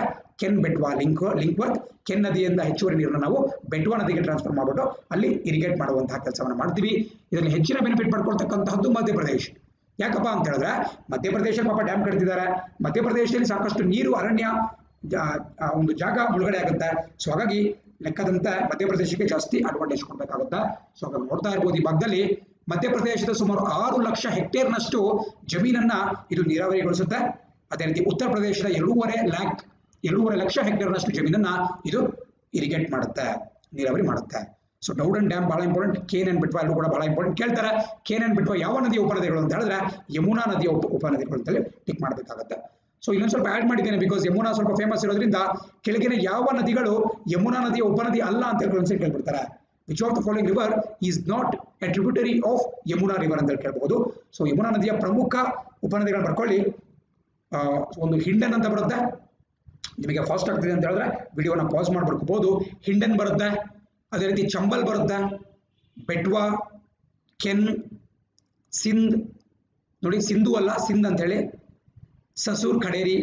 ಸೊ ಹೀಗೆ ಕೆಲವು ಪ್ರಮುಖವಾದಂತಹ ಉಪನದಿಗಳು ಬರುತ್ತೆ. ಹಿಂಡನ್, ಚಂಬಲ್, ಬೆಟ್ವಾ, ಕೇನ್, ಸಿಂಧ್, ಸಸೂರ್, ಖಡೇರಿ ಅಂತೇಳಿ ಈ ಒಂದು ಇಷ್ಟು ಉಪನದಿಗಳು ಪ್ರಮುಖವಾಗಿ ನಿಮಗೆ ಯಮುನಾ ನದಿ ಕಂಡು ಬರುತ್ತೆ. ಅಂಡ್ ಕೆಳಭಾಗದಲ್ಲಿ ಕಾಣಿಸ್ತಾ ಇದೆ ಸ್ವಲ್ಪ ಬುಂದೇಲ್ಖಂಡ್ಗೆ ಸಂಬಂಧಪಟ್ಟಂತ ಸ್ವಲ್ಪ ಇನ್ಫಾರ್ಮೇಶನ್ ಇಲ್ಲಿ ಇನ್ಕ್ಲೂಡ್ ಮಾಡ್ಕೊಂಡಿದ್ದೇನೆ. ಅದು ನಾನು ಆಗಲೇ ಹೇಳಿದಂಗೆ ಯುಪಿ ಮತ್ತು MP ಎರಡು ರಾಜ್ಯಗಳು ಬರುತ್ತೆ, ಬಟ್ ಮಧ್ಯಪ್ರದೇಶದಲ್ಲೇ ಹೆಚ್ಚಿನ ಭಾಗ ಬರುತ್ತೆ. UPಯಲ್ಲಿ ಸ್ವಲ್ಪ ಕಮ್ಮಿ, ನಾನು ಆಗಲೇ ಮ್ಯಾಪ್ ತೋರಿಸಿದೆ ನಿಮಗೆ. ಮಧ್ಯಪ್ರದೇಶದಲ್ಲಿ ಹೆಚ್ಚಿನ ಭಾಗ ಕಂಡು ಬರುತ್ತೆ. ಜೊತೆಗೆ ಅಲ್ಲಿ ಯಾವ್ಯಾವ ಪ್ರಮುಖ ನಗರಗಳು ಬರುತ್ತಪ್ಪ ಅಂತ ಹೇಳಿದ್ರೆ Jhansi very very important. Jhansi ಅಂತ ಏನು ಝಾನ್ಸಿ ರಾಣಿ ಲಕ್ಷ್ಮೀಬಾಯಿ ಅವರ ಒಂದು ತವರೂರಾಗಿದ್ದು ಝಾನ್ಸಿ, ಆ ಒಂದು ಪ್ರಾಂತ್ಯ ಆಗಿದ್ದು. ಆ ಝಾನ್ಸಿ ಇವತ್ತಿಗೂ ಕೂಡ ಬುಂದೇಲ್ಖಂಡದ ಅತ್ಯಂತ ದೊಡ್ಡ ನಗರ ಆಗಿ ಕಾಣಿಸ್ಕೊಳ್ಳುತ್ತೆ. ಝಾನ್ಸಿನ ಹೊರತುಪಡಿಸಿದ್ರೆ ನಿಮಗೆ ಖಜುರಾಹೋ ಇರಬಹುದು, ಗ್ವಾಲಿಯರ್ ಇರಬಹುದು, ಪನ್ನಾ ಇರಬಹುದು, ಕಲಿಂಜರ್ ಇರಬಹುದು, ಹೀಗೆ ಬೇರೆ ಬೇರೆ ನಗರಗಳು ಈ ಬುಂದೇಲ್ಖಂಡ್ ವಲಯದಲ್ಲಿ ಬರ್ತಾ ಹೋಗುತ್ತೆ. ನಿಮಗೊಂದು ಐಡಿಯಾ ಕೊಡ್ಲಿಕ್ಕೋಸ್ಕರ ನಾನು ಈ ನಗರಗಳ ಹೆಸರನ್ನು ಹೇಳ್ತಿದ್ದೇನೆ, ಸೊ ದಟ್ ನಿಮಗೆ ಎಕ್ಸಾಕ್ಟ್ಲಿ ತಲೆಯಲ್ಲಿ ಗೊತ್ತಾಗಬೇಕು ಬುಂದೇಲ್ಖಂಡ್ ಯಾವ ಭಾಗದಲ್ಲಿ ಬರುತ್ತೆ ಅಂತೇಳಿ. ಸೊ ಇಲ್ಲಿ ಝಾನ್ಸಿ, ಖಜುರಾಹೋ, ಗ್ವಾಲಿಯರ್, ಪನ್ನಾ ಎಲ್ಲ ಗೊತ್ತಿದೆ. ಖಜುರಾಹೋ ಯಾಕೆ ಫೇಮಸ್ಸು? ಖಜುರಾಹೋ ದೇವಸ್ಥಾನಗಳು ನೋಡಿದ್ದೀರಾ, ಬಹಳ ಪ್ರಸಿದ್ಧ. ಈವನ್ ಇದು ಯುನೆಸ್ಕೋ ವರ್ಲ್ಡ್ ಹೆರಿಟೇಜ್ ಸೈಟ್ ಕೂಡ ಇದೆ. ಆ ಯುನೆಸ್ಕೋ ವಿಶ್ವ ಪಾರಂಪರಿಕ ತಾಣಗಳ ಪಟ್ಟಿಯಲ್ಲೂ ಕೂಡ ಈ ಖಜುರಾಹೋ ಟೆಂಪಲ್ ಕಾಂಪ್ಲೆಕ್ಸ್ ದೇವಸ್ಥಾನದ ಸಂಕೀರ್ಣ ನಿಮಗೆ ಕಂಡು ಬರುತ್ತೆ. ಖಜುರಾಹೋದಲ್ಲಿ ಎರೋಟಿಕ್ ಡ್ರಾಯಿಂಗ್ಸ್ ನ ಕೆಲವೊಂದು ಮೂರ್ತಿಗಳನ್ನ ಕೆತ್ತನೆ ಮಾಡಿರುವ ಕಾರಣದಿಂದ ಅದು ಬಹಳ ಫೇಮಸ್. ಇದನ್ನ ಬುಂದೇಲ್ಖಂಡದ ಚಾಂಡೆಲರು, ನಾವೇನು ಚಾಂಡೆಲರ್ಸ್ ಅಂತ ಕರಿತೀವಿ. ಹಿಂದೆಲ್ಲ ಪ್ರಶ್ನೆ ಉಂಟಾಗಿದೆ, ಖಜುರಾಹೋ ದೇವಸ್ಥಾನದ ನಿರ್ಮಾತೃರು ಯಾರು ಅಂತ ಹೇಳಿದ್ರೆ ಚಾಂಡೇಲ ವಂಶಸ್ಥರು. ಚಾಂಡೇಲರು ಅಂದ್ರೆ ಇವ್ರನ್ನ ಬುಂದೇಲ್ಖಂಡದ ಚಾಂಡೇಲರು ಅಂತಾನೆ ಕರೆಯಲಾಗ್ತಿತ್ತು. ಸೊ ಹಾಗಾಗಿ ಈ ಖಜುರಾಹೋ ಕೂಡ ಬುಂದೇಲ್ಖಂಡ ಪ್ರದೇಶದಲ್ಲಿ ಕಂಡು ಬರುತ್ತೆ. ಇದೇ ಬುಂದೇಲ್ಖಂಡ ಮ್ಯಾಪ್. ಈ ಭಾಗದಲ್ಲಿ ಒಂದು ಬೆಟ್ವಾ ಕೇನ್ ಲಿಂಕ್ ಪ್ರಾಜೆಕ್ಟ್ ನ ಒಂದು ಮ್ಯಾಪ್ ಕೂಡ ಕಾಣಿಸ್ಕೊಳ್ತಾ. ನಾನು ಹಾಗೆ ಹೇಳಿದೆ ನಿಮಗೆ ಕೆನ್ ರಿವರ್, ಇದು ಎರಡು ಕೂಡ ಮಧ್ಯಪ್ರದೇಶ ರೂಟ್ಬಿಟ್ಟು UP ಹೋಗ್ತವೆ. ಇಲ್ಲಿ ನಾನೇನು ಮಾರ್ಕ್ ಮಾಡಿ ತೋರಿಸ್ತಾ ಇದ್ದೀನಿ ಕೆನ್ ರಿವರ್, ಅಂಡ್ ಈ ಭಾಗದಲ್ಲಿ ನಾನೇನು ಮಾರ್ಕ್ ಮಾಡಿ ತೋರಿಸ್ತಿದ್ದೀನಿ ಇದು ಬೆಟ್ವಾ ನದಿ. ಎರಡು ಕೂಡ ಉತ್ತರ ಪ್ರದೇಶಕ್ಕೆ ಹೋಗಿ ಈ ಯಮುನಾ ನದಿ ಇಲ್ಲಿ ಮೇಲ್ಭಾಗದಲ್ಲಿ ನಾನು ಡಾರ್ಕ್ ಮಾಡಿ ತೋರಿಸ್ತಿದ್ದೀನಿ, ಇಲ್ಲಿ ಯಮುನಾ ನದಿ ಬರುತ್ತೆ. ಎರಡು ಕೂಡ ಯಮುನಾ ನದಿಗೆ ಹೋಗಿ ಜಾಯ್ನ್ ಆಗ್ತವೆ. ಬಟ್ ಕೆನ್ ರಿವರ್ಲಿ ಸಿಕ್ಕಾಪಟ್ಟೆ ಹೆಚ್ಚಿನ ಒಂದು ನೀರು ಪೋಲಾಗ್ತಾ ಇರುತ್ತೆ. ಸೊ ಈ ಭಾಗದಲ್ಲಿ ನಾನು ಹಾಗೆ ಹೇಳಿದೆ ನಿಮಗೆ ಪನ್ನಾ ಅನ್ನುವಂತಹ ಒಂದು tiger reserve national park, Panna ರಾಷ್ಟ್ರೀಯ ಉದ್ಯಾನವನ ಅಥವಾ ಪನ್ನಾ ಹುಲಿ ಸಂರಕ್ಷಿತ ಅರಣ್ಯ ಏನು ಬರುತ್ತೆ ಆ ಭಾಗದಲ್ಲಿ ಕಂಡು ಬರುತ್ತೆ. ಡೌಡನ್ ಡ್ಯಾಮ್ ಅನ್ನ ನನಗೆ ಡೌಡನ್ ಅಂತ ಒಂದು ಡ್ಯಾಮ್ ಹೆಸರು ಹೇಳಿದೆ, ಅದು ಇಲ್ಲಿ ಕಟ್ಟಲಾಗುತ್ತೆ. ಅಂಡ್ ಅಡಿಷನಲ್ ನೀರೇನಿರುತ್ತೆ ಹೆಚ್ಚುವರಿ ನೀರು ಸರ್ಪ್ಲಸ್, ಅದನ್ನ ಲಿಫ್ಟ್ ಮಾಡಿಬಿಟ್ಟು ಇಲ್ಲೇನು ನಿಮಗೆ ಕಾಣಿಸ್ತಾ ಇದೆ ಇದು 230 ಕಿಲೋಮೀಟರ್ ಉದ್ದದ ಒಂದು ಚಾನಲ್, ನಾವೇನು ಕೆನಲ್ ಅಥವಾ ಒಂದು ಕಾಲುವೆ ಅಂತ ಕರಿತೀವಿ, ಆ ಕಾಲುವೆನ ಮಾಡುವ ಮೂಲಕ ಬೆಟ್ವಾ ನದಿಗೆ ಟ್ರಾನ್ಸ್ಫರ್ ಮಾಡಲಾಗುತ್ತೆ. ಸೊ ಬೆಟ್ವಾ ನದಿಗೆ ನೀರು ಹರಿಸ್ಬಿಟ್ರೆ ಅಲ್ಲಿ ನಾನು ಅವಾಗಲೇ ಹೇಳ್ದಂಗೆ ಮಧ್ಯಪ್ರದೇಶದಲ್ಲಿ 6 ಲಕ್ಷ ಹೆಕ್ಟೇರ್, ಅದೇ ರೀತಿ ಉತ್ತರ ಪ್ರದೇಶದಲ್ಲಿ 2.5 ಲಕ್ಷ ಹೆಕ್ಟೇರ್ನಷ್ಟು ಜಮೀನನ್ನ ನಾವು ನೀರಾವರಿಗೊಳಿಸಬಹುದು. ಅದೇ ರೀತಿ ಮುಂದೆ ಮತ್ತೊಂದು ಸುದ್ದಿ ಕಾಣಿಸ್ಕೊಳ್ತಾ ಇದೆ, plea against challenge to places of worship act. ಇತ್ತೀಚೆಗಷ್ಟೇ ಅಶ್ವಿನಿ ಉಪಾಧ್ಯಾಯ ಅನ್ನುವಂಥ ಒಬ್ಬ ಪ್ರಮುಖ ಲಾಯರ್, ಭಾರತೀಯ ಜನತಾ ಪಕ್ಷದ ಮುಖಂಡ ಮತ್ತು ಒಬ್ಬ ಸುಪ್ರೀಂ ಕೋರ್ಟ್ನ ವಕೀಲ ಈ ಭಾಗದಲ್ಲಿ ಕಾಣಿಸ್ಕೊಳ್ತಾ ಇದೆ, ಅಶ್ವಿನಿ ಕುಮಾರ್ ಉಪಾಧ್ಯಾಯ ಅಂತೇಳಿ. ಸೊ ಅವರು ಸುಪ್ರೀಂ ಕೋರ್ಟ್ನ ಮೊರೆ ಹೋಗಿದ್ರು, ಈ ಪ್ಲೇಸಸ್ ಆಫ್ ವರ್ಷಿಪ್ ಆಕ್ಟ್ 1991 ಅನ್ನ ತೆಗೆದು ಹಾಕಬೇಕು, ಅದನ್ನ ಅಸಿಂಧುಗೊಳಿಸಬೇಕು ಅಂತ ಹೇಳಿ. ಸೊ ಅದು ನಮಗೆ ಅಷ್ಟೊಂದು ಮ್ಯಾಟರ್ ಆಗಲ್ಲ, ಬಿಕಾಸ್ ಇನ್ನೂ ಕೂಡ ಅದು ನ್ಯಾಯಾಲಯದಲ್ಲಿ ವಿಚಾರಣೆ ನಡೀತಾ ಇದೆ. ನಮಗೆ ಯಾವ್ದು ಮ್ಯಾಟರ್ ಆಗುತ್ತಪ್ಪ ಅಂತ ಹೇಳಿದ್ರೆ ಈ ಪ್ಲೇಸಸ್ ಆಫ್ ವರ್ಷಿಪ್ ಆಕ್ಟ್ ಅಂದ್ರೆ ಈ ಪೂಜಿಸ್ತಕ್ಕಂತಹ ಸ್ಥಳಗಳ ಕಾಯ್ದೆ 1991 ಬಹಳ ಪ್ರಮುಖವಾಗುತ್ತೆ. ಇದು ನ್ಯೂಸ್ ಅಲ್ಲಿ ಇರೋ ಕಾರಣದಿಂದ, ಬಿಕಾಸ್ ನ್ಯೂಸ್ ಏನಪ್ಪಾ ಅಂತ ಹೇಳಿದ್ರೆ ಈ ಭಾಗ ಕಾಣಿಸ್ಕೊಳ್ತಾ ಇದೆ ನಿಮಗೆ. ಈಗ ಒಬ್ರು ಈ ಅಶ್ವಿನಿ ಕುಮಾರ್ ಉಪಾಧ್ಯಾಯನವರು ಈ ಒಂದು ಆಕ್ಟ್ ನ ತೆಗೆದುಹಾಕಬೇಕು ಅಂತ ಸುಪ್ರೀಂ ಕೋರ್ಟ್ಗೆ ಹೋದ್ರೆ, ಇನ್ನೊಂದು ಸ್ವಲ್ಪ ಜನ ಈ ಆಕ್ಟ್ ನ ಟಚ್ ಮಾಡಬಾರ್ದು, ತೆಗೆದುಹಾಕಬಾರ್ದು ಅಂತ ಹೇಳಿ ಅವರು ಕೂಡ ಮೊರೆ ಹೋಗಿದ್ದಾರೆ. ಸೊ ಹಾಗಾಗಿ ಸುದ್ದಿಯಲ್ಲಿರೋದ್ರಿಂದ ಪರೀಕ್ಷೆ ಕೇಳಬಹುದು. ಸೊ ನೀಟಾಗಿ ತಿಳ್ಕೊಳ್ತಾ ಹೋಗೋಣ ಪ್ಲೇಸಸ್ ಆಫ್ ವರ್ಷಿಪ್ ಆಕ್ಟ್ 1991 ಏನು ಅಂತ ಹೇಳಿ. ನಿಮಗೆಲ್ಲ ಗೊತ್ತಿದೆ 1990-91 ಅಂತ ಹೇಳಿದ್ರೆ ಈ ಬಾಬ್ರಿ ಮಸೀದಿ ಪ್ರಕರಣ ಬಹಳ ಸದ್ದು ಮಾಡ್ತಾ ಇತ್ತು. 1992 ಅಲ್ಲಿ ಬಾಬ್ರಿ ಮಸೀದಿಯನ್ನು ಧ್ವಂಸಗೊಳಿಸಲಾಗುತ್ತೆ. ಅದಕ್ಕಿಂತ 1-2 ವರ್ಷ ಮುಂಚೆ ನಿಮಗೆ ಈ ರಥಯಾತ್ರೆಗಳು ನಮ್ಮ ದೇಶದಲ್ಲಿ ನಡೀತಾ ಇದ್ವು. ಸೊ ಸಾಕಷ್ಟು ಒಂದು ವಿವಾದ ನಡೀತಾ ಇತ್ತು. ಸೊ ಆ ಸಂದರ್ಭದಲ್ಲಿ ಅಂದಿನ ಸರ್ಕಾರ ಈ ವಿವಾದ ದೊಡ್ಡ ಸ್ವರೂಪವನ್ನು ಪಡೆದುಕೊಳ್ಬಾರ್ದು ಅಂತ ಹೇಳಿ ಒಂದು ಕಾಯ್ದೆಯನ್ನ ನಮ್ಮ ಪಾರ್ಲಿಮೆಂಟ್ ನಲ್ಲಿ ಪಾಸ್ ಮಾಡುವ ಮೂಲಕ ಜಾರಿಗೆ ತರುತ್ತೆ. ಅದು ಯಾವ ಕಾಯ್ದೆಯಪ್ಪ ಅಂತ ಹೇಳಿದ್ರೆ ಪ್ಲೇಸಸ್ ಆಫ್ ವರ್ಷಿಪ್ ಆಕ್ಟ್ 1991. ಅಂದ್ರೆ ಪೂಜಿಸುವ ಸ್ಥಳಗಳ ಕಾಯ್ದೆ 1991. ಸೊ ಆಕ್ಟ್ ಏನ್ ಹೇಳುತ್ತೆ, ಬೇಸಿಕಲಿ ಆಕ್ಟ್ ಏನ್ ಹೇಳುತ್ತಪ್ಪ ಅಂತ ಹೇಳಿದ್ರೆ, ನಮ್ಮ ಇಡೀ ಭಾರತ ದೇಶದಲ್ಲಿ ಯಾವ್ಯಾವ ಈ ಧಾರ್ಮಿಕ ಸಂಸ್ಥೆಗಳಿದ್ದಾವೆ, ಧಾರ್ಮಿಕ ಕಟ್ಟಡಗಳು, ಅದು ಮಸೀದಿ ಇರಬಹುದು, ಟೆಂಪಲ್ ಇರಬಹುದು, ಚರ್ಚ್ ಇರಬಹುದು, ವಾಟ್ ಎವರ್ ಇಟ್ ಈಸ್, ಧಾರ್ಮಿಕ ಒಂದಷ್ಟು ಕಟ್ಟಡಗಳು ಏನ್ ಕಂಡು ಬರುತ್ತೆ ಅವುಗಳನ್ನ ಯಥಾವತ್ತಾಗಿ ಕಾಪಾಡ್ಕೊಳ್ಬೇಕು, ಅವುಗಳನ್ನ ಚೇಂಜ್ ಮಾಡಬಾರ್ದು. ಬಿಕಾಸ್ 1990s ಬಹಳ ಕೂಗು ಕೇಳಿ ಬರ್ತಾ ಇತ್ತು, ಅಯೋಧ್ಯೆಯಲ್ಲಿ ಆ ಒಂದು ಮಸೀದಿಯನ್ನ ಜಾಗದಲ್ಲಿ ದೇವಸ್ಥಾನ ಕಟ್ಟಬೇಕು, ಅದೇ ರೀತಿ ಮಥುರಾದಲ್ಲಿ ಚೇಂಜ್ ಮಾಡಬೇಕು, ಹೀಗೆ ಬೇರೆ ಬೇರೆ ಒಂದು ಕೂಗುಗಳು ಕೇಳಿ ಬರ್ತಾ ಇದ್ವು. ಸೊ ಅದನ್ನ ತಡೆಯುವಂತಹ ನಿಟ್ಟಿನಲ್ಲಿ ಅಂದಿನ ಸರ್ಕಾರ ಏನ್ ಮಾಡ್ತಪ್ಪ ಅಂತ ಹೇಳಿದ್ರೆ ಪ್ಲೇಸಸ್ ಆಫ್ ವರ್ಷಿಪ್ ಆಕ್ಟ್ 1991 ಜಾರಿಗೆ ತರುತ್ತೆ. ಸೊ ಇದರ ಅಡಿಯಲ್ಲಿ ನಮ್ಮ ದೇಶಕ್ಕೆ ಸ್ವಾತಂತ್ರ್ಯ ಬಂದಂತಹ ದಿನ ಅಂದ್ರೆ 15th August 1947 ನಲ್ಲಿ ಯಾವ ಸ್ಥಿತಿ ಇರುತ್ತೋ ಅದೇ ಯಥಾಸ್ಥಿತಿಯನ್ನು ಮೇಂಟೈನ್ ಮಾಡಬೇಕು ಅಂತ ಹೇಳಿ ಈ ಒಂದು ಕಾಯ್ದೆ ಹೇಳುತ್ತೆ. ಫಾರ್ ಎಕ್ಸಾಂಪಲ್ ಯಾವುದೊಂದು ಪ್ರದೇಶ ಇದೆ, ಆ ಒಂದು ಜಾಗ ಇದೆ, ಆ ಜಾಗದಲ್ಲಿ 1947ನೇ ಇಸ್ವಿಯಲ್ಲಿ ಆಗಸ್ಟ್ 15ರಲ್ಲಿ ಒಂದು ದೇವಸ್ಥಾನ ಇರುತ್ತಪ್ಪ. ಬಟ್ ಆಮೇಲೆ ಕೆಲವರು ಕೇಳ್ತಾರೆ ಅದರಲ್ಲಿ ದೇವಸ್ಥಾನ ಇರಬಾರ್ದು, ಅಲ್ಲಿ ಬೇರೆ ಯಾವುದೋ ಧರ್ಮದ ಮಸೀದಿಯನ್ನು ನಿರ್ಮಾಣ ಮಾಡಬೇಕು ಅಂತ ಕೇಳ್ತಾರೆ. ಬಟ್ ಅದನ್ನ ಟಚ್ ಮಾಡುವಂತಿಲ್ಲ. ಯಾಕಪ್ಪ ಅಂದ್ರೆ ಬಿಕಾಸ್ ಮೇಲೆ ಗೊತ್ತಿರಬೇಕು, ಸ್ವತಂತ್ರ ಪೂರ್ವದಲ್ಲಿ ಬೇರೆ ಬೇರೆ ಘಟನೆಗಳು ಆಗ್ಬಿಟ್ಟಿದ್ದಾವೆ. ನಮ್ಮ ದೇಶಕ್ಕೆ ಬಂಡುಕೋರರು ವಿದೇಶದಿಂದ ಆಗಮಿಸಿದ್ರು, ಬೇರೆ ಬೇರೆ ಧರ್ಮಗಳನ್ನ ದೇಶಕ್ಕೆ ತೆಗೆದುಕೊಂಡು ಬಂದ್ರು. ಅವಾಗ ನಮ್ಮ ಸ್ವದೇಶಿ ಧರ್ಮಗಳ ಮೇಲೆ ಬಹಳಷ್ಟು ಹಲ್ಲೆ ಉಂಟಾಯಿತು. ಅಂಡ್ ಅಲ್ಲಿ ಈ ದೇವಸ್ಥಾನಗಳಿರಬಹುದು, ಜೈನ ಬಸದಿಗಳಿರಬಹುದು, ಅಥವಾ ಬೌದ್ಧ ಧರ್ಮಕ್ಕೆ ಸಂಬಂಧಪಟ್ಟಂತಹ ರಿಲಿಜಿಯಸ್ ಕುರುಹುಗಳಿರಬಹುದು, ಅವುಗಳನ್ನ ಒಡೆದು ಹಾಕಲಾಯಿತು. ಸೊ ಇವತ್ತಿಗೂ ಹಲವಾರು ದೇವಸ್ಥಾನಗಳನ್ನ ಒಡೆದ್ಬಿಟ್ಟು ಮಸೀದಿಗಳನ್ನ ಕಟ್ಟಿದ್ದಾರೆ, ಮಸೀದಿಗಳನ್ನ ಒಡೆದ್ಬಿಟ್ಟು ದೇವಸ್ಥಾನಗಳನ್ನ ಕಟ್ಟಿದ್ದಾರೆ. ಸೊ ಹೀಗೆ ಬೇರೆ ಬೇರೆ ಅನಾಮಲೀಸ್ ಕಾಣಕ್ ಸಿಗುತ್ತೆ. ಅವರೆಲ್ಲರೂ ಕೂಡ ನಮ್ಮ ಅದನ್ನ ಚೇಂಜ್ ಮಾಡಬೇಕು ಅಂತ ಹೊರಡ್ತಾ ಹೋದ್ರೆ ದೇಶಾದ್ಯಂತ ವಿವಾದದ ಕಿಡಿ ಹೊತ್ಕೊಳ್ಳುತ್ತೆ ಅಂತ ಹೇಳಿ ಸರ್ಕಾರ ತೀರ್ಮಾನ ಮಾಡಿತು. ಸೊ ಹಾಗಾಗಿ 1947 ನಲ್ಲಿ ಯಾವ ಸ್ಥಿತಿ ಇದ್ದು ಯಥಾಸ್ಥಿತಿನ ಮೇಂಟೈನ್ ಮಾಡಬೇಕು ಅಂತ ಹೇಳಿ ಈ ಒಂದು ಆಕ್ಟ್ ಹೇಳುತ್ತೆ. ಜೊತೆಗೆ ಸರ್ಕಾರಕ್ಕೆ ಕೂಡ ಒಂದು ಜವಾಬ್ದಾರಿನ ಹೇಳುತ್ತೆ, ನೀವು ಈ ರಿಲಿಜಿಯಸ್ ಧಾರ್ಮಿಕ ಒಂದು ಕುರುಹುಗಳನ್ನ ಮೇಂಟೈನ್ ಮಾಡಬೇಕಾಗತ್ತೆ, ಅವುಗಳನ್ನ ಒಂದು ಯಥಾಸ್ಥಿತಿಯಾಗಿ ಮೇಂಟೈನ್ ಮಾಡಬೇಕು, ಸ್ಥಿತಿಯನ್ನ ಮೇಂಟೈನ್ ಮಾಡಬೇಕು ಅಂತ ಹೇಳಿ. ಅದರ ಜೊತೆಗೆ ಮತ್ತೇನು ಹೇಳುತ್ತಪ್ಪ ಅಂತ ಹೇಳಿದ್ರೆ, ಒಂದು ಧರ್ಮಕ್ಕೆ ಸಂಬಂಧಪಟ್ಟಂತ ಒಂದು ಧಾರ್ಮಿಕ ಕಟ್ಟಡವನ್ನ ಮತ್ತೊಂದು ಧರ್ಮಕ್ಕೆ ಸಂಬಂಧಪಟ್ಟಂತ ಧಾರ್ಮಿಕ ಕಟ್ಟಡವನ್ನಾಗಿ ನಾವು ಟ್ರಾನ್ಸ್ಫರ್ ಮಾಡೋಂಗಿಲ್ಲ, ಕನ್ವರ್ಟ್ ಮಾಡೋಂಗಿಲ್ಲ ಅಂತ ಹೇಳಿ ಈ ಒಂದು ಆಕ್ಟ್ ಹೇಳುತ್ತೆ. ಸೊ ನಮಗೆ ಜಸ್ಟ್ ಗೊತ್ತಿರಬೇಕಾಗಿರ್ತಕ್ಕಂಥ ಒಂದು ವಿಚಾರ. ಬಟ್ ಆದ್ರೂ ನೀವು ಕೇಳ್ಬೋದು, ಈ ಆಕ್ಟ್ 1991 ಜಾರಿಗೆ ಬಂದಿದೆ. ಬಟ್ ಆದ್ರೂ ಈ ಅಯೋಧ್ಯೆಯ ರಾಮ ಮಂದಿರಕ್ಕೆ ಸಂಬಂಧಪಟ್ಟಂಗೆ 2019ರಲ್ಲಿ ಒಂದು ವರ್ಡಿಕ್ಟ್ ಅನ್ನ ನಮ್ಮ ಸುಪ್ರೀಂ ಕೋರ್ಟ್ ಕೊಡುತ್ತೆ. ಅಲ್ಲಿ ಮಸೀದಿಯ ಬದಲಾಗಿ ದೇವಸ್ಥಾನವನ್ನೇ ಕಟ್ಟಬೇಕು ಅಂತೇಳಿ, ರಾಮ ಮಂದಿರ ಕಟ್ಟಬೇಕು ಅಂತೇಳಿ ತೀರ್ಮಾನ ಕೊಡಲಾಗುತ್ತೆ. ಇದೇನಿಗೆ ಬಂತು ಅಂತ ನೀವು ಕೇಳಬಹುದು. ಸೊ ಒಂದು ಮಾತು ಬಿಟ್ಕೊಳ್ಳಿ, ಈ ಒಂದು ಪ್ಲೇಸಸ್ ಆಫ್ ವರ್ಷಿಪ್ ಆಕ್ಟ್ 1991 ಏನಿದೆ, ಇದು ಅಯೋಧ್ಯೆಗೆ ಮಾತ್ರ ಮ್ಯಾಟರ್ ಆಗಲ್ಲ. ಬಿಕಾಸ್ ಅಯೋಧ್ಯೆಯನ್ನ ಇದರಿಂದ ಎಕ್ಸಮ್ಟ್ ಮಾಡಲಾಗಿತ್ತು. ಇದು ಬಹಳ ಒಂದು ದೊಡ್ಡದಾದಂತಹ ಕೇಸ್ ಆಗಿರೋ ಕಾರಣದಿಂದ ಈ 1991ರ ಕಾಯ್ದೆಯಲ್ಲಿ ಇದಕ್ಕೆ ವಿನಾಯಿತಿಯನ್ನು ಕೊಡಲಾಗಿತ್ತು. Ayodhya case was exempted from this particular act. So ಅದೇ ಕಾರಣದಿಂದ ಅಯೋಧ್ಯೆ ಕೇಸನ್ನ ಈ ಆಕ್ಟ್ ಅನ್ನ ಜಾರಿಗೆ ತಂದ ಬಳಿಕವೂ ಕೂಡ ಮುಂದುವರಿಸ್ಬಿಟ್ಟು ವರೆಗೂ ಕೂಡ ಅದನ್ನ ಚೇಂಜ್ ಮಾಡಲಾಯಿತು. ಬಾಬ್ರಿ ಮಸೀದಿಯಲ್ಲಿ ಇದ್ದಂಥ ಜಾಗದಲ್ಲಿ ಈಗ ರಾಮ ಮಂದಿರವನ್ನು ಕಟ್ಟಬೇಕು ಅಂತ ಹೇಳಿ ತೀರ್ಮಾನ ಮಾಡಲಾಯಿತು. ಸೊ ಹಾಗೆ ನಿಮಗೆ ಪ್ಲೇಸಸ್ ಆಫ್ ವರ್ಷಿಪ್ ಆಕ್ಟ್ ಬಹಳ ಪ್ರಮುಖವಾಗಿ ಗೊತ್ತಿರಬೇಕಾಗುತ್ತೆ. ಕೆಲವೊಂದ್ಸರಿ ಇಂಡೈರೆಕ್ಟ್ ಕ್ವಶನ್ ಕೇಳ್ತಾನೆ, ಕೆಳಗಿನ ಯಾವ ಕಾಯ್ದೆ ನಮ್ಮ ದೇಶದಲ್ಲಿ ಈ ಧಾರ್ಮಿಕ ಕಟ್ಟಡಗಳನ್ನ ಬದಲಾವಣೆ ಮಾಡಬಾರ್ದು ಅಥವಾ ಸ್ವತಂತ್ರ ಸಂದರ್ಭದಲ್ಲಿ ಇದ್ದಂತೆ ಯಥಾಸ್ಥಿತಿಯನ್ನು ಮೇಂಟೈನ್ ಮಾಡಬೇಕು ಅಂತ ಹೇಳಿ ಯಾವ ಒಂದು ಕಾಯ್ದೆ ಹೇಳಿದೆ ಅಂತ ಕೇಳ್ತಾರೆ, ನೀವು ಪ್ಲೇಸಸ್ ಆಫ್ ವರ್ಷಿಪ್ ಆಕ್ಟ್ 1991 ಅಂತೇಳಿ ಟಿಕ್ ಮಾಡಬೇಕಾಗುತ್ತೆ. ಅದೇ ರೀತಿ ಮತ್ತೆ ಅಯೋಧ್ಯ ಕೇಸ್ ಅದರಿಂದ ವಿನಾಯಿತಿಯನ್ನು ಪಡೆದಿತ್ತು. ಮತ್ತೆ ಯಾವ್ಯಾವ ಕಟ್ಟಡಗಳು ವಿನಾಯಿತಿಯನ್ನು ಪಡೆದಿರ್ತಾವಪ್ಪ ಅಂತ ಹೇಳಿದ್ರೆ, ಯಾವ್ಯಾವ ಧಾರ್ಮಿಕ ಕಟ್ಟಡಗಳನ್ನ ನಾವೇನು ಹಿಸ್ಟಾರಿಕಲ್ ಮಾನ್ಯುಮೆಂಟ್ಸ್ ಅಂತ ಕರಿತೀವಿ, ಐತಿಹಾಸಿಕ ಒಂದು ಸಂರಕ್ಷಿತ ಪ್ರದೇಶಗಳಿರ್ತವೆ, ಐತಿಹಾಸಿಕ ಮಾನ್ಯುಮೆಂಟ್ಸ್ ಇರುತ್ತೆ. ಅಂದ್ರೆ ಯಾವ್ಯಾವನ್ನ ನಮ್ಮ ಆರ್ಕಿಯಾಲಜಿಕಲ್ ಸರ್ವೆ ಆಫ್ ಇಂಡಿಯಾ, ಭಾರತೀಯ ಪುರಾತತ್ವ ಇಲಾಖೆ ಯಾವುದನ್ನ ಮೇಂಟೈನ್ ಮಾಡುತ್ತೆ, ಅವುಗಳನ್ನು ಕೂಡ ಈ ಒಂದು ಕಾಯ್ದೆಯ ಚೌಕಟ್ಟಿನಿಂದ ಹೊರಗಿಡಲಾಗಿದೆ. ಬಿಕಾಸ್ ಆರ್ಕಿಯಾಲಜಿಕಲ್ ಸರ್ವೆಯ ಕೆಳಗಡೆ ಒಂದು ಮಸೀದಿಯೋ ಒಂದು ದೇವಸ್ಥಾನ ಒಂದು ಚರ್ಚೋ ಇದೆ ಅಂತ ಹೇಳಿದ್ರೆ ಅವ್ರಿಗೆ ಬೇಕಾದಂತೆ ಅದನ್ನ ಮಾಡಿಫೈ ಮಾಡ್ಕೊತಾ ಇರ್ತಾರೆ. ಬಿಕಾಸ್ ಅದು ಒಂದು ಹಿಸ್ಟಾರಿಕಲ್ ಸಿಗ್ನಿಫಿಕೆನ್ಸ್ ಅನ್ನು ಹೊಂದಿರುತ್ತೆ. ಅದು ಯಾಕಂದ್ರೆ ಅಲ್ಲಿ ನಿಮಗೇನು ಅದನ್ನ ಪೂಜೆ ಮಾಡಲಿಕ್ಕೆ ಏನು ಬಿಟ್ಕೊಟ್ಟಿರಲ್ಲ, ಅದನ್ನ ಆರ್ಕಿಯಾಲಜಿಕಲ್ ಸರ್ವೆ ಈ ಟೂರಿಸಂ ಡೆವಲಪ್ ಮಾಡಲಿಕ್ಕೆ ಮತ್ತು ಐತಿಹಾಸಿಕ ಸಿಗ್ನಿಫಿಕೆನ್ಸ್ ಅನ್ನು ಉಳಿಸಲಿಕ್ಕೆ ಅದನ್ನ ಬಳಕೆ ಮಾಡ್ಕೊತಿರುತ್ತೆ. ಸೊ ಅಂತಹ ಕಟ್ಟಡಗಳನ್ನ ಈ ಒಂದು ಕಾಯ್ದೆಯ ವ್ಯಾಪ್ತಿಯಿಂದ ಹೊರಗಿಡಲಾಗಿದೆ. They are kept outside the ambit of this particular act ಅಂತ ಕರಿಬಹುದು. ಅದೇ ರೀತಿ ಮುಂದಿನ ಸುದ್ದಿ ಕಾಣಿಸ್ಕೊಳ್ತಾ ಇದೆ, amid protests Lok Sabha passes GNCTD amendment bill. ನೋಡಿ, ಮೊನ್ನೆ ಇದು ಬಹಳ ಸಾಕಷ್ಟು ಸದ್ದನ್ನ ಮಾಡ್ತಾ ಇದ್ದು, ಇದು ದೆಹಲಿಗೆ ಸಂಬಂಧಪಟ್ಟಂತಹ ಒಂದು ಕಾಯ್ದೆಯನ್ನ, ಒಂದು ಮಸೂದೆಯನ್ನ ನಮ್ಮ ಕೇಂದ್ರ ಸರ್ಕಾರ ಲೋಕಸಭೆಯಲ್ಲಿ ಪಾಸ್ ಮಾಡಿಸ್ಕೊಂಡಿದೆ. So very very important, note ಮಾಡ್ಕೋಬೇಕಾಗುತ್ತೆ. ಇಲ್ಲಿ ನಿಮಗೆ GNCTD ಅಂತ ಕಾಣಿಸ್ಕೊಳ್ತಾ ಇದೆ. ಸೊ ಅದನ್ನ ಫುಲ್ ಫಾರ್ಮ್ ದಯವಿಟ್ಟು ನೋಟ್ ಮಾಡ್ಕೊಳ್ಳಿ. ಈ ಭಾಗದಲ್ಲಿ ಕಾಣಿಸ್ಕೊಳ್ತಾ ಇದೆ GNCTD ಅಂತ ಹೇಳಿದ್ರೆ government of national capital territory of Delhi. ಹೆಸರು ಹೇಳ್ತೀನಿ, government of national capital territory of Delhi GNCTD and bracket ಅಲ್ಲಿ ಅಮೆಂಡ್ಮೆಂಟ್ ಬಿಲ್ 2021. ಸೊ ಬಹಳ ಪ್ರಮುಖವಾಗಿರ್ತಕ್ಕಂತಹ ಒಂದು ಕಾಯ್ದೆ, ಇದ್ರ ಬಗ್ಗೆ ಸ್ವಲ್ಪ ಡಿಸ್ಕಸ್ ಮಾಡಬೇಕಾಗುತ್ತೆ. ಮುಂದಿನ ಸ್ಲೈಡ್ ನಲ್ಲಿ ನಿಮಗೆ ಕಾಣಿಸ್ಕೊಳ್ಳುತ್ತೆ. ನೋಡಿ, ನಿಮಗೆ ಇತ್ತೀಚೆಗೆ ಗೊತ್ತಾಗ್ತು, ನೀವು ನೋಡ್ತಾ ಇದ್ರಿ, ನಮ್ಮಲ್ಲಿ ಕೇಂದ್ರ ಸರ್ಕಾರದಲ್ಲಿ ಬಿಜೆಪಿ ಅಧಿಕಾರದಲ್ಲಿದ್ದರೆ ದೆಹಲಿಯಲ್ಲಿ ರಾಜ್ಯ ಸರ್ಕಾರ ಯಾವುದಿದೆಯಪ್ಪ ಅಂತ ಹೇಳಿದ್ರೆ ಆಮ್ ಆದ್ಮಿ ಪಾರ್ಟಿ, ಅರವಿಂದ್ ಕೇಜ್ರಿವಾಲ್ ಅವರ ಆಮ್ ಆದ್ಮಿ ಪಾರ್ಟಿ ಅಧಿಕಾರದಲ್ಲಿದೆ. ಸೊ ಎರಡಕ್ಕೂ ಕೂಡ ಬಹಳ ಜಟಾಪಟಿ ನಡೀತಾ ಇತ್ತು.